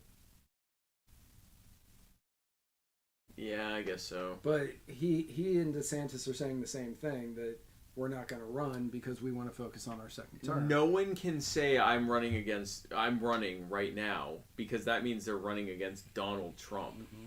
And you want Trump to be on your good side. And also they're both in re-election bids. So you can't say, well, yeah, I'm going to go run for president 2 years after I get elected. I thought DeSantis isn't up until, 22. 22. Wow, because it was 2018. Yeah. Wow. Yeah. So DeSantis is about to, I think, sail to victory. I think DeSantis is about to do one of those things where Democrats and corporate media are going to pretend it's a really close race, guys. We can totally win this thing. You just have to give us hundreds of millions of dollars. And they're going to spend a ridiculous amount of money. And DeSantis is going to win in a rout, because what he's doing, especially when it comes to COVID, is wildly popular in Florida. Yeah, especially because as it appears at this moment, the person he will be running against is a former governor of Florida as a Republican, ran as an independent for the Senate and lost to Rubio, ran as a Democrat for governor and lost to... Andrew Gillum? No. Andrew Gillum. The guy that ran against DeSantis. Yeah, no, he lost to Rick Scott. Oh, yeah. Lost to Rick Scott. He's currently my congressman. And now he is planning on going back in and running for governor. Charlie Kirk. DeSantis will clean the floor with Charlie Kirk. Chris? Christ. Charlie Crist. Charlie Crist. Charlie Kirk is the Turning Point USA. Oh, yeah, you're right. You're right. Yeah. Charlie Crist. Charlie Crist. Yeah, no, he will destroy Charlie Crist. And then I think if Trump continues to just become less and less relevant, I think DeSantis jumps in. I do too. But I don't think DeSantis. No one wants to run against Trump. No one wants to run against Trump. Even if they beat him, he'll just bludgeon them along the way. And that's the issue that the Republicans are going to have going into 2024. If Trump runs, which all evidence points to the fact that yes, he's going to. Yeah. If Trump runs and he loses in the primary, all of the MAGA hatted wearing Trumpalites are going to not vote in the general. And the GOP knows this, as does Ron DeSantis, and any other Republican considering it. Yeah. They absolutely know this. Yeah. So they are not going to run if Trump is running. Yeah. Unless he has so bludgeoned himself along the way that it's like politically feasible to do so. Right now it's not. But if he keeps doing the stuff he's been doing, it might actually be like I could actually see that happening. I could see that happening. Yeah, I could actually see that happening. So we'll see. We'll see what happens. Yeah. So that's what happened there. Speaking of things becoming terrible, multiple airlines had massive shutdowns because of weather. And now by weather, I mean something that only happened to be affecting the airlines that were pushing the vaccine mandates and getting pushbacks from their employees. But it wasn't because of that, you guys. It was totally because of the weather. But yeah, it only affected one airline per week. Unlike the current shutdowns that have been happening more recently, that are happening in regions where they're having weather issues. But guys, that's not because of the weather. That's because of COVID. And it's why we have to implement vaccine mandates for domestic travel. So, because of inflation that has been ravaging the country since Trump, yes, the gas prices have been sailing out of control across the country, with gas prices reaching in some places $4 or more per gallon. Yes. So the Biden administration wanted to counteract this and released 50 million barrels of oil from the reserve. And when asked about how many barrels the U.S. goes through in the day, the Secretary of Energy, Jennifer Granholm, could not answer that question. Which is really reassuring to know that the Secretary of the Federal Department of Energy doesn't know how much energy is being used daily. And just so everybody knows, 20.5 million. So Biden gave us 2.5 days worth of oil. But wait, it's worse than that. Because there's two kinds of oil. There's sweet crude and sour crude. Yeah. Everything that we have in our reserves is sour crude. All of the refineries are set up to refine sweet crude. So we released a bunch of oil that we ended up having to ship over to China and India and up to Canada in order to get it refined into gas to have it shipped back, which costs, well, you've noticed the gas prices. Yeah. So that was a great idea. Yeah. And also, hey, what a great idea to be getting a bunch of oil in reserves that we can't really use. That's smart. In all fair, like, I don't blame them on that. They've been collecting that oil for a long time, and the different refining process came along, and yes, they had the oil in the reserves, and then they just released it, and it was just like, oh crap. Yeah. But It was a poorly thought out plan. And it also didn't work. It didn't work. And I remember saying, this isn't going to work. It isn't going to work. To Joe Biden's social media. And I had a bunch of people saying, well, you're just saying that because you're a Republican Trump supporter.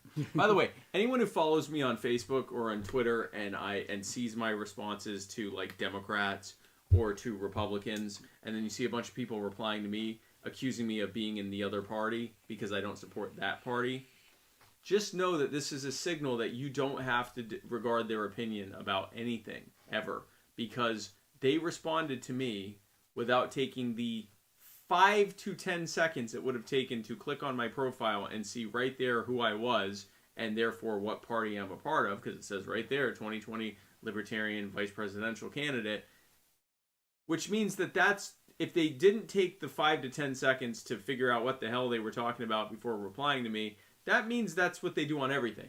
They don't take the 5 to 10 seconds to get a concept of what the hell they're talking about. So that means you don't have to really care what they say about anything, because they don't have an actual formed opinion that's based on any fact. Now, not to be outdone by the oil reservists. I just learned this and I put it in because it's so fucking funny. Not to be outdone by the oil reservists. The Quebec, however you want to say it, maple syrup producers released 50 million gallons of syrup the same week to help with the syrup shortage in the world. Is that true? Yes. So wait, how much syrup are we using? I don't know. I didn't know that they had a backlog of syrup. They have reserves of syrup, which is more than 15 million gallons. There's a okay, so here's a Canadian joke. Canada has a strategic reserve of tens of millions of gallons of maple syrup. And they have an organization, the Quebec Maple Syrup Producers, that hoards it. How long does syrup last? I don't know. I have no idea. This is like, hey, you want some old syrup? That's my Quebec accent. So speaking of elderly...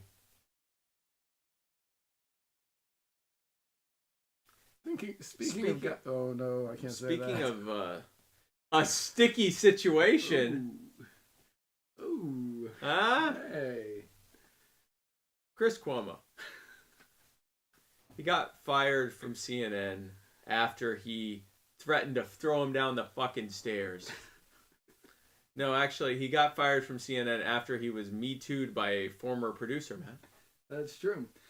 When asked about it, he said, I'm Italian. That's the excuse for it. I'm Italian. I'm Italian. Hey, did you threaten to kill that guy for calling you Frito? Well, yeah, I'm Italian. Fredo is an insult. It's just like the N-word, no? Nope. Because definitely. We're saying one of those words. Yes. The other one we're only referring to as its first letter. Because Fredo is a name. Yes. Yeah, so Chris Cuomo originally got released for a little bit, and then he ended up getting fired, presumably over being Me Too'd. It later came out that during his brother's much more impressive Me Too moment, impressive's probably not the right word there, yes. but we're going to go with impactful. Impactful. There you go. The much more impactful Me Too moment from his brother. He was texting him information while reporting on the investigation at CNN. Yes.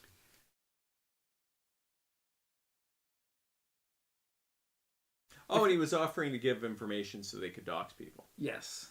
That's right. I forgot about that part. Yeah. Now, if you think that's the craziest thing outside of Jeff Toobin, yes, possibly to take the heat off of Cuomo. Yep. One of his lead producers was fired from CNN for soliciting sex from children through their parents. Women he was dating. Did you not know that? I knew about the sex with children thing. I didn't know it was from women he was dating. He was going out and he was dating single moms who had daughters, and he was trying to get them to let him have sex with their daughters. And some of the text messages were quite graphic and disgusting for a man to be saying about a 12-year-old girl or a 14-year-old girl or a 10-year-old girl or anything that's really. And then, because CNN would not be the dumpster fire that it is, one of Jake Tapper's producers had the same fate for the exact same reason. Proving that it's just an isolated incident that, wasn't reflective of some greater cultural problem with CNN. And oddly enough, Brian Stelter has not covered any of this. Shocked. Brian Stelter was actually the blue check mark I was Was it really? Yeah. Yeah, that I talked about earlier. Yeah, he is a real piece of work. He's something. So that brings us up to Thanksgiving, I believe. So Biden, utilizing his history of plagiarizing, because he did that in the 1988 presidential run. Just straight up stole speeches from people. Straight up stole speeches, and then he stole the apology. And he that's right. And then he cheated his way through law school. He plagiarizing things because they didn't have, I forget the name of that website. Yep, they didn't have a way to track it like that. Yep. And banned travel from Africa, and he ended up stealing from Trump's playbook and banned travel from Africa and any country with brown people because of Omicron. Yes.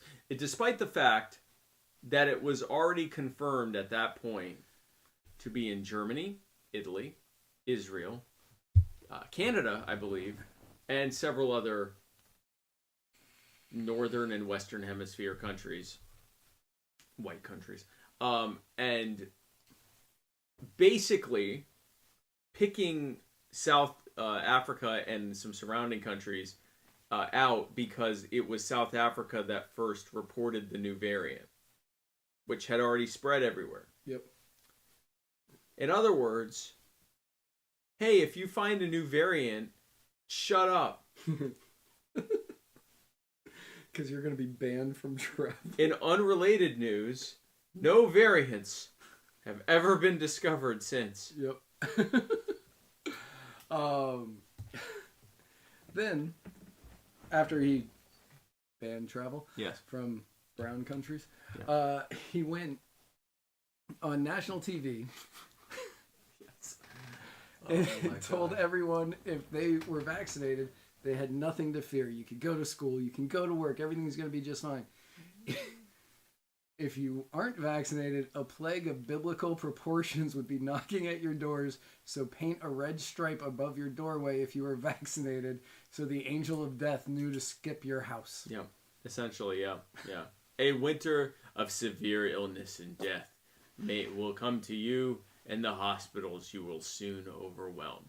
In unrelated news, hospitals across the country are currently being filled with fully vaccinated people who got Omicron and have no symptoms because they've been turned into a bunch of hypochondriacs.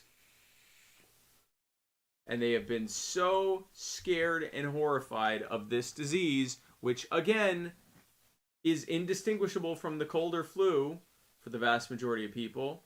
Actually, it's indistinguishable for the vast majority of people from either the cold, the flu, or nothing. Not a thing. Like being perfectly healthy. There's a good chance that both of us have it right now. Without getting tested, we wouldn't know. Yep. I get tested on a regular basis, which is how I know that I probably have never gotten it. Otherwise, there'd be no way of knowing. Because for as many as a third to maybe even a half, but definitely around somewhere between a quarter and a third of people who get COVID, it is indistinguishable from being perfectly healthy. We should definitely panic over that.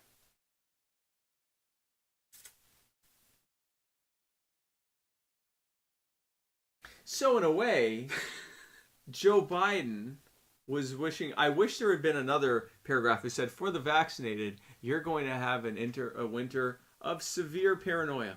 Oh, that would have been good. And crowding hospitals, so that people who are actually sick can't get help because you refuse to leave the ER until you get treatment, even though nothing's wrong with you. And they tell you, go home and quarantine. And you go, no, I need IV fluids. And they say, sir, you are retaining fluids. You have too much salt in your diet. And you go, oh, stop fat shaming me. Yes.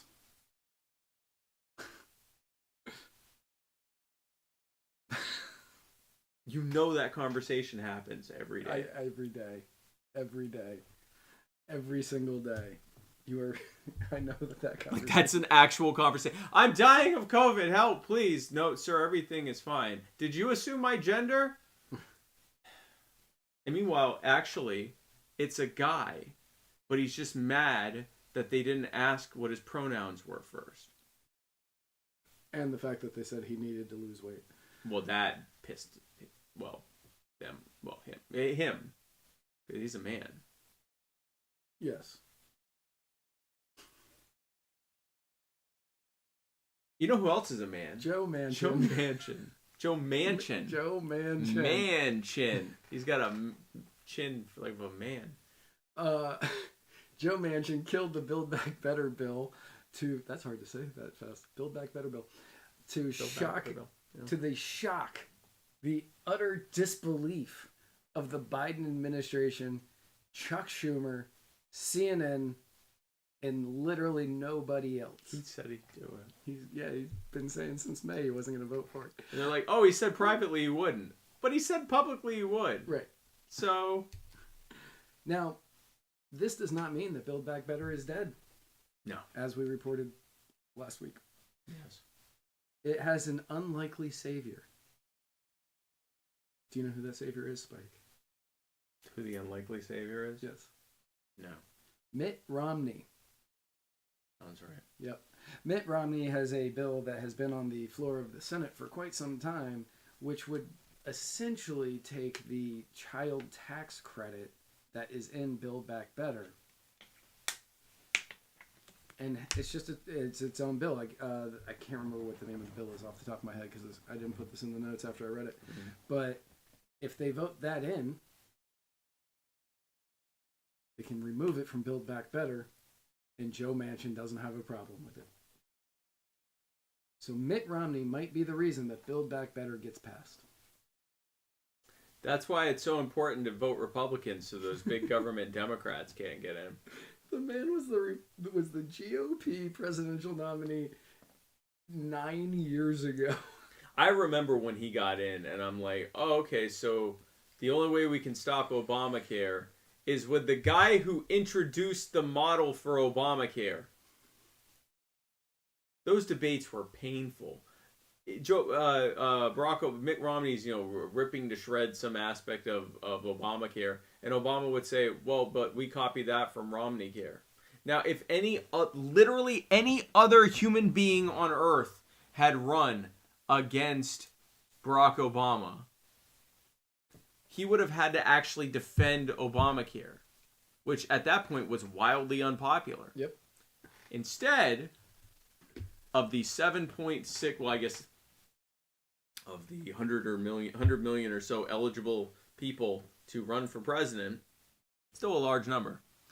They picked the one guy who Barack Obama could deflect all criticism by saying, that was your plan. Genius. Speaking of genius, Joe Biden said something I agree with. Well,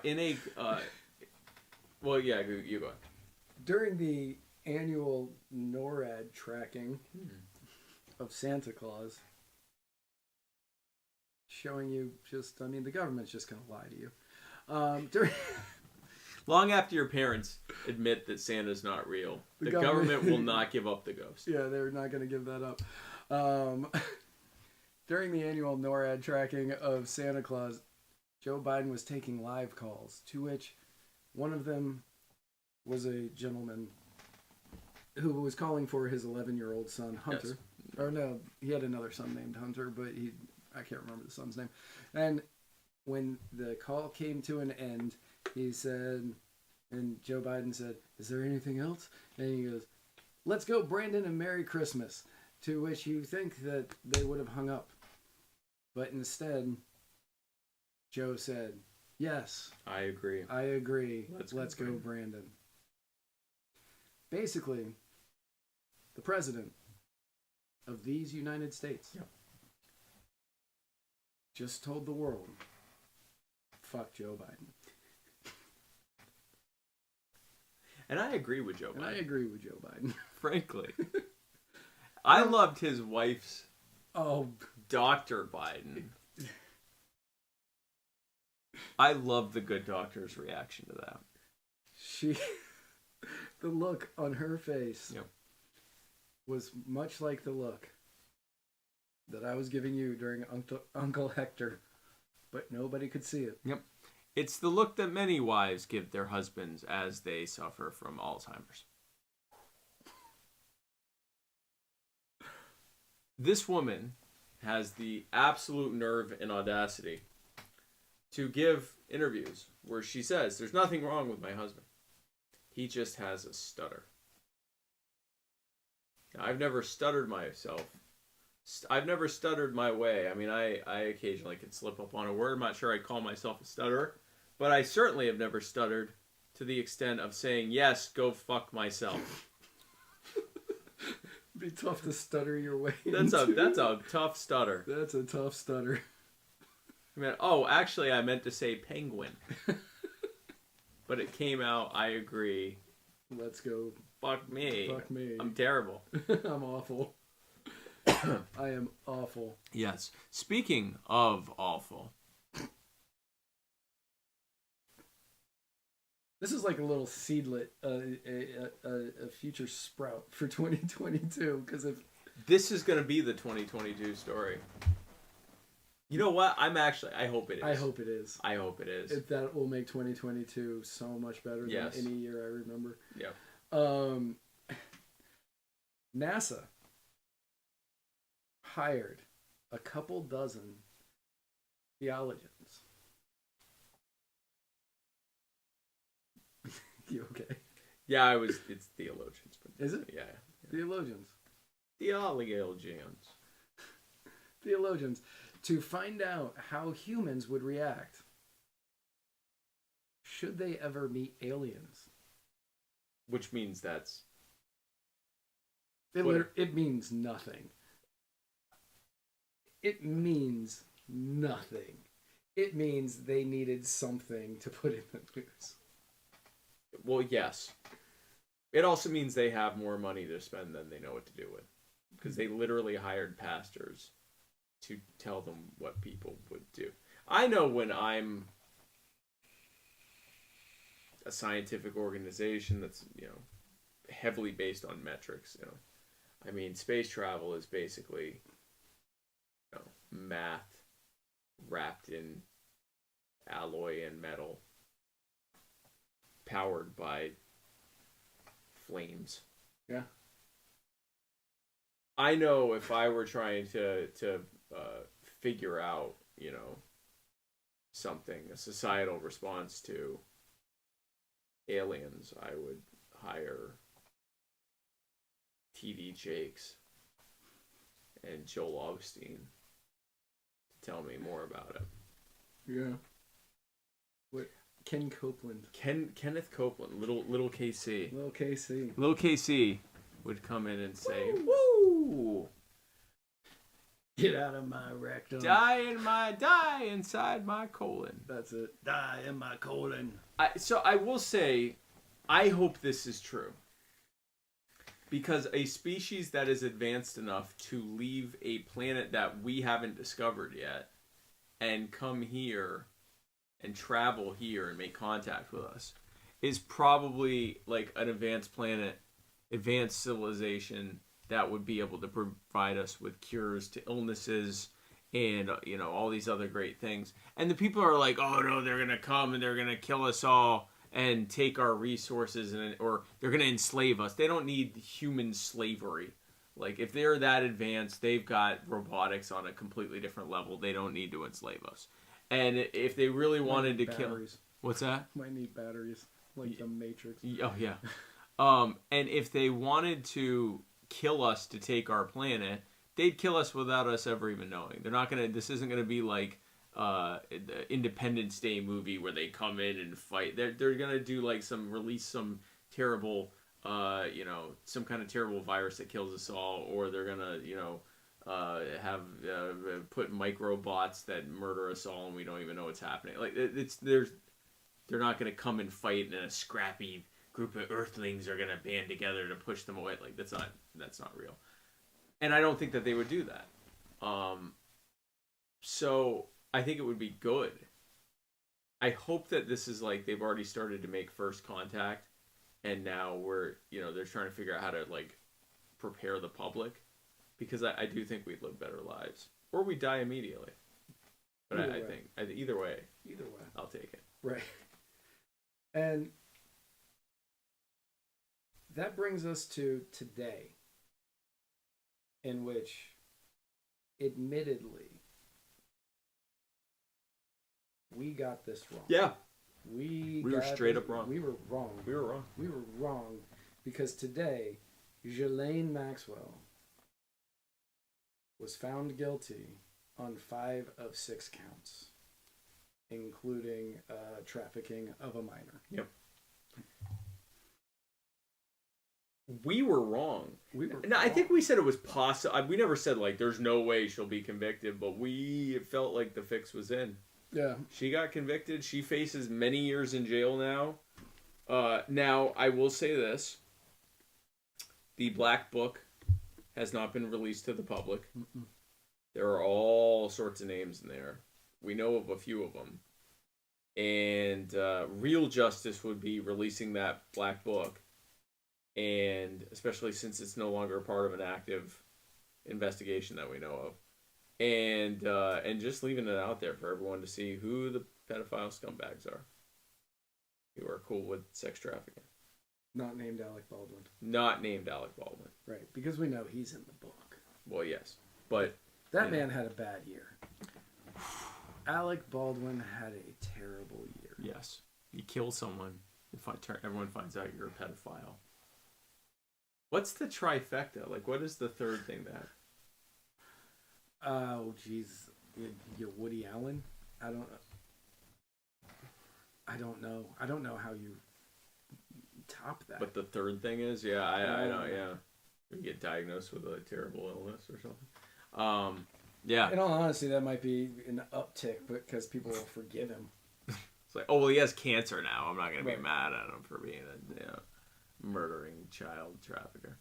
Now, you'll notice something in all of this, that Kamala Harris didn't really make any news in 2021, man. That's true. She didn't. Outside of us talking about her poll numbers. Which isn't really news. That already happened. Right. And outside of us talking about Tulsi Gabbard monkey stomping her in the debates, which, again, already happened. Already happened. And in saying that she'll never be president. But that's not really news because we already knew that. Right. So we literally broke no news about Kamala Harris in 2021. Yeah, that's true. And that's because nobody has any idea what she did outside of telling Charlemagne the God that Joe Biden is president. And then telling him he was acting like a Republican. Yes. Charlemagne the God telling him he was acting like a Republican. Yeah. Because he asked if Joe Manchin or Joe Biden was president as a joke. Yes. And then the beauty of that is that's not the worst thing that this administration has said to Charlemagne the God. Because Joe Biden told him he wasn't black. He didn't tell him he wasn't. Well, he threatened his blackness. Yeah, he threatened. If you don't vote for me, you ain't black. You ain't black. If you don't know if you're going to vote for me or Trump, you ain't black.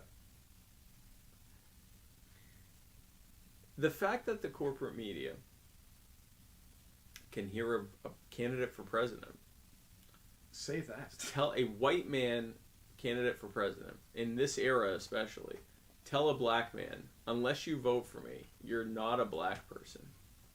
And the fact that that just got so casually... Well, what he was saying was like, no, it literally... He's telling him that the litmus for your ethnicity and skin tone is whether or not you vote for me. Oh, also, I'm the guy who put all those black people in jail. Incredible. Incredible. Now, many of you I saw a couple of people saying things in the comments about Rittenhouse. Also, we didn't cover Derek Chauvin in this. And we didn't cover a couple other major... Oh, Andrew Coffey the Fourth, Ahmaud Arbery. I mean, there is 1,000. Yeah, we didn't cover those because we hit those really hard throughout the year. Many of the things that are in here outside of the COVID stuff, which everybody's been hitting hard this year. Right. Outside of that, these were things we touched on briefly, but it wasn't something that we talked about ad nauseum. So I left those things out because those were things you were going to remember. Like, those are the things that 2021 are going to be remembered for. You're going to remember Ahmaud Arbery. You're going to remember Kyle Rittenhouse. You're going to remember Derek Chauvin getting found guilty. You're going to remember all of that. You're going to forget about the little stuff that we kind of went over. Some of it was big stuff, but it was very important stuff in order to tell some of the little stuff. Yes. All in all, if 2021 was trying to top 2020, it did it, but not by much. It's like it cleared it cleared the thing that people jump over. Hurdle? Thank you. It cleared the hurdle, but it tipped it on the way over. Yeah. The toe just kind of tipped it. Yeah. Didn't knock it over, just tipped it. Yeah. And here's to 2022. But what really matters about 2021, truly and honestly, it doesn't matter about any of what we talked about today, that we just spent 2.5 hours on. None of this matters. None of it matters. What matters for 2021 is how you guys felt about your lives after the year you just had. Yeah. 2020 for many people was one of the worst years ever. But for me, 2020 was like the greatest year ever. A lot of really great things happened for me in 2020. And in 2021, it has continued. A lot of it has to do with you people watching us, listening to us. Big part of it. Big part of it. A lot of it has to do with my beautiful now fiance, and all of the wonderful things that she continues to do, and all the dreams that she aspires for, and all the things that she supports me with, and having the wonderful family that I have that backs me up in all of my idiot ideas, like this, and having a group of friends like the man sitting next to me. My brother, my best friend, the man that I am proud to call my hetero life mate, even though our significant others hate it. They hate it so much. But which makes me want to say it more. It just makes me want to figure out a way to make that relationship on Facebook. Married. Also, hetero life mate of Spike Matt Ray. But because of the people that you surround yourself with and the things that you are accomplishing in your personal life, that is what makes the year. We can tell you all the bad crap that happens in a year, and it really doesn't make that big of a difference in your world. What matters is how you are living your life, and if you are living up to your potential and your dreams. So here, what's this stuff? I'm here for complaints against the state. Fuck the state. We hate the state. But we are here for individual personal responsibility. So make sure that you are living the life that you want to be living, and continue doing it. Because I know that right now, I'm really close to living the life that I want to be living. With just a few more subscribers, I could be.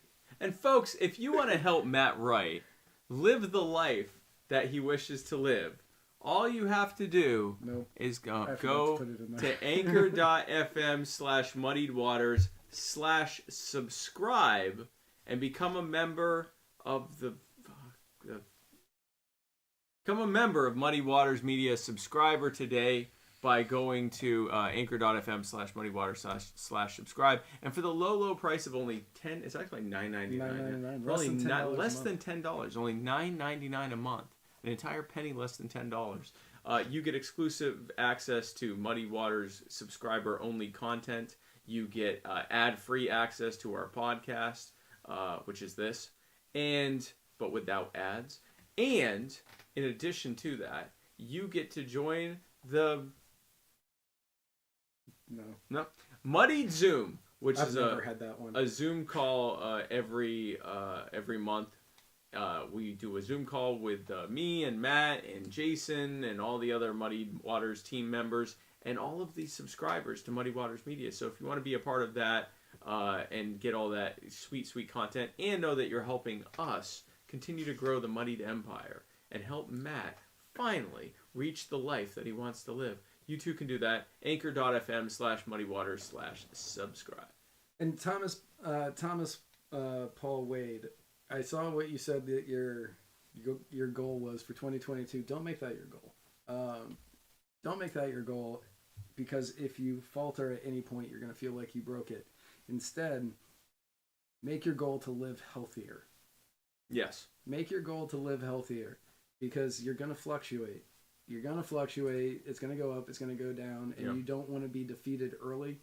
So make your goal to, I'm going to work out, more often, or I'm going to eat healthier, or I'm going to go out in the sunshine more often, or other activities that are healthy for you as a person. Don't make that your goal, because that's not a good goal. I had that goal in the past, and I faltered on it pretty quickly because beer has a lot of calories. So, tell us in the comments, what is your New Year's resolution for this year? Yes. And while they're telling us, do you have a New Year's resolution? No, I stopped doing resolutions because each year I used to do resolutions, and it was like, this year I'm going to lose weight, or this year I'm going to be better about, or I'm going to quit smoking, or I'm going to quit whatever. And because of the way that I was framing it mentally, it never worked out for me. So instead, each year I say that I am going to eat either less or more pineapple. And it depends on how much pineapple I had the year before. So this year I'm going to eat more pineapple than I did last year, because I didn't have much. Okay. But I will also be attempting to get a little bit healthier. I don't want to leave Sarah early in our relationship for any reason, so I want to be as healthy as possible. And so I'm going to attempt to live a slightly healthier lifestyle, even if that means eating more pineapple. So I too resolve myself to eat more pineapple. No, I don't do the resolution thing per se, because it's you set yourself up for failure, and then it becomes this weird yearly ritual where you say you're going to do something that you do for the first month, and it's stupid. I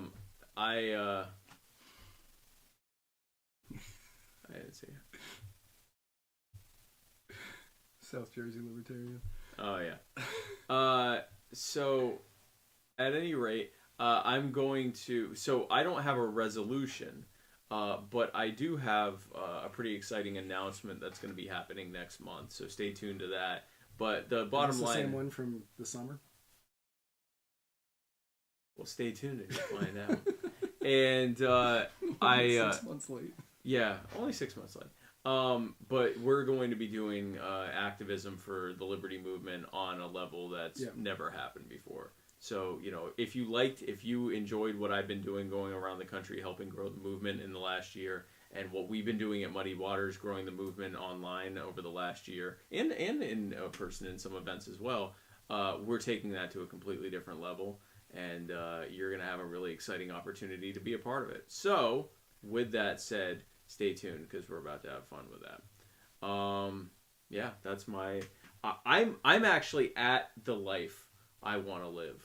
So I want. I am close. I know you are. I am so close. Yeah, you are right. And I'm pretty. I mean, like, I'm happy. I have an incredible family. I have an incredible wife. I have an incredible hetero life partner here, right here. Hetero life partner here, and I've got, we've got Muddy Waters. I've got, a really growing and vibrant movement and community that I'm a part of. I guess no, I haven't moved to Florida yet. So, and I'm not sure I want to make moving to Florida part of my resolution because I'm not sure if it's going to happen this coming year. There's a chance my next door neighbor's leaving. Well, there you go. That would be awesome. Well, folks, we'll see you next week. I hear Sarah crying. We're me and my next door neighbor and hetero life mate. Oh, I think our spouses would leave us. But yeah, I mean, so other than that, no, I'm thrilled. But no, we're gonna have a great year, and it's just getting started. And we are just happy to have you as part of this, as always. Whenever we do these, we always end with these sappy things. Yes. But it's because it's true. We love you. We love having you be a part of this. We love you whether you're a subscriber or not, even though we do love our subscribers just slightly more. What was wrong with my hug? Oh, of me hugging her.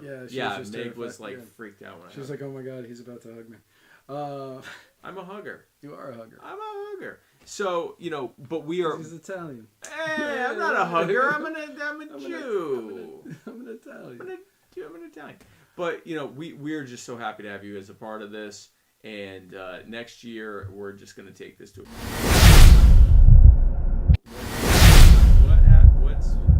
What's happening? I don't know. Sorry. Can't wait. So I resolved to never have that happen again. Yeah, I don't ever want that to happen again. Whatever that was, we're not doing that again. We are not doing that again. So no, we're just thrilled to have you as a part of this. Yeah. We love you, and we can't wait to start 2022 with you. Absolutely. And 2022, there's some great stuff on the horizon for Muddied Waters as well as for You Are the Power. That's been announced, right? Yeah. As well as Spike's thing. Not his thing, but his... Well. Yeah. I don't know what your plans are this weekend. But... It is the new year. Yeah, you found a T-Rex somewhere. But there's a lot of great things that are going to be happening with Muddied Waters, with Spike's thing, as well as Liberty as a whole. Yeah. This is going to be a big, big year for Liberty. Yeah. I don't want anybody to mistake what I'm saying, as in we're going to win multiple seats in the House or the Senate. But locally, we are going to do very, very well. Yep. And it's going to be huge. Yes. All setting the stage for Joe Jorgensen to run again in 2024. Where no interviews will be given before 2 p.m. Or after 5. Or after 5.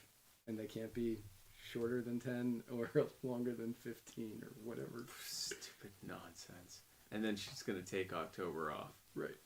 To go back to work 2 days a week. But then not do anything the other 5 days. Right. No, I'm busy making my lesson plan. Making my lesson plan that probably hasn't changed in many years. Also, I've got the guy tied up in the basement. And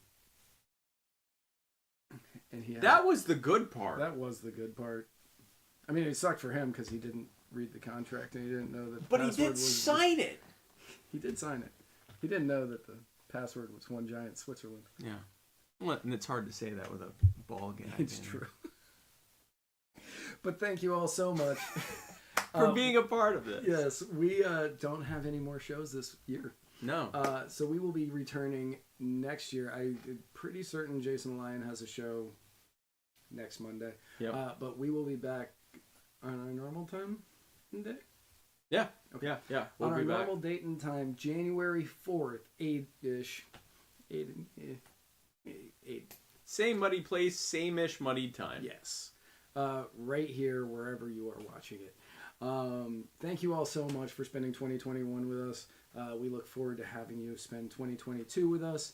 Yes. And we hope that you all stay very safe Now, Matt, if someone were to try to find us on the internet, is that even possible? It is, so, but how are we going to do this?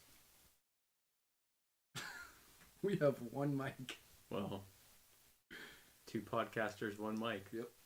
That was pitched as the name for this show. All they have to do... All you have to do... is go to... If you are one of those people who enjoy... Please don't do this. The sweet, sultry sounds of our voice. All you have to do is head on over to... Anchor.fm. Yes. Anchor. /Muddied Waters. Oh, yeah. You can listen to the backlog of episodes. Oh, wow. Backlog. It's backed up. Who doesn't love a good backlog? And then... You can also leave us messages. Yes. That we will play. Oh, talk to us. Leave us messages. On the... We want to play them. Waters of Freedom. Yes. Benjamin Harris, I see you. Benjamin Harris. I see you, Benjamin Harris. Benjamin Harris. Isn't Zoom cool? Or you, Not yet. Not yet. Give it time. Oh. Or you can subscribe for less than 2 cups of coffee from Starbucks a month. Wow. You get so much stuff. That's not even a lot of coffee. It's not. It's not, and you should have switched over to Mudwater anyway. Yes. But you get a discount at the store. Yeah. And a discount. Oh, I always forget about the discount at the store. I know you do. Yeah, we get a discount at the store. And a discount at Stitches and Glitches. Did you know that? No. Yeah, they get 20% off at Stitches and Glitches. I didn't know. What's the code? It's for subscribers only.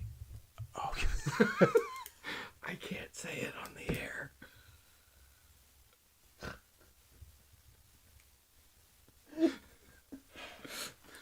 Or you can find this and every other episode at muddiedwatersmedia.com. Subscriber only discount. What's the code? That's like when I was on David Fight's podcast, and he was like, "What's your Twitter?" And I was like, "It's Muddied H2O Matt." And he goes, "Oh, is the H2O because you were a swimmer?" No. It's for Muddied Waters. And he just looked at me blankly for a minute. But what would the muddied part be? I don't know. I have no idea. Well, folks, thanks so much for tuning into this year-ender episode. We have to now go and apologize to Sarah. Yes. But we do love you. We're so happy to have you as part of this. We can't wait to see you next week. Have an amazing new year, however you celebrate, whatever you're doing. Enjoy yourselves. If this year didn't go the way that you wanted, every day is a new day. Every hour is a new hour. Do not be hard on yourselves. We're going to have as good of a year as we possibly can. We can't wait to see you again. We love you very much. Have a happy new year. And where we're going... Tony Mack, and it's in the private Facebook group for subscribers, so you can find it there. We don't need roads.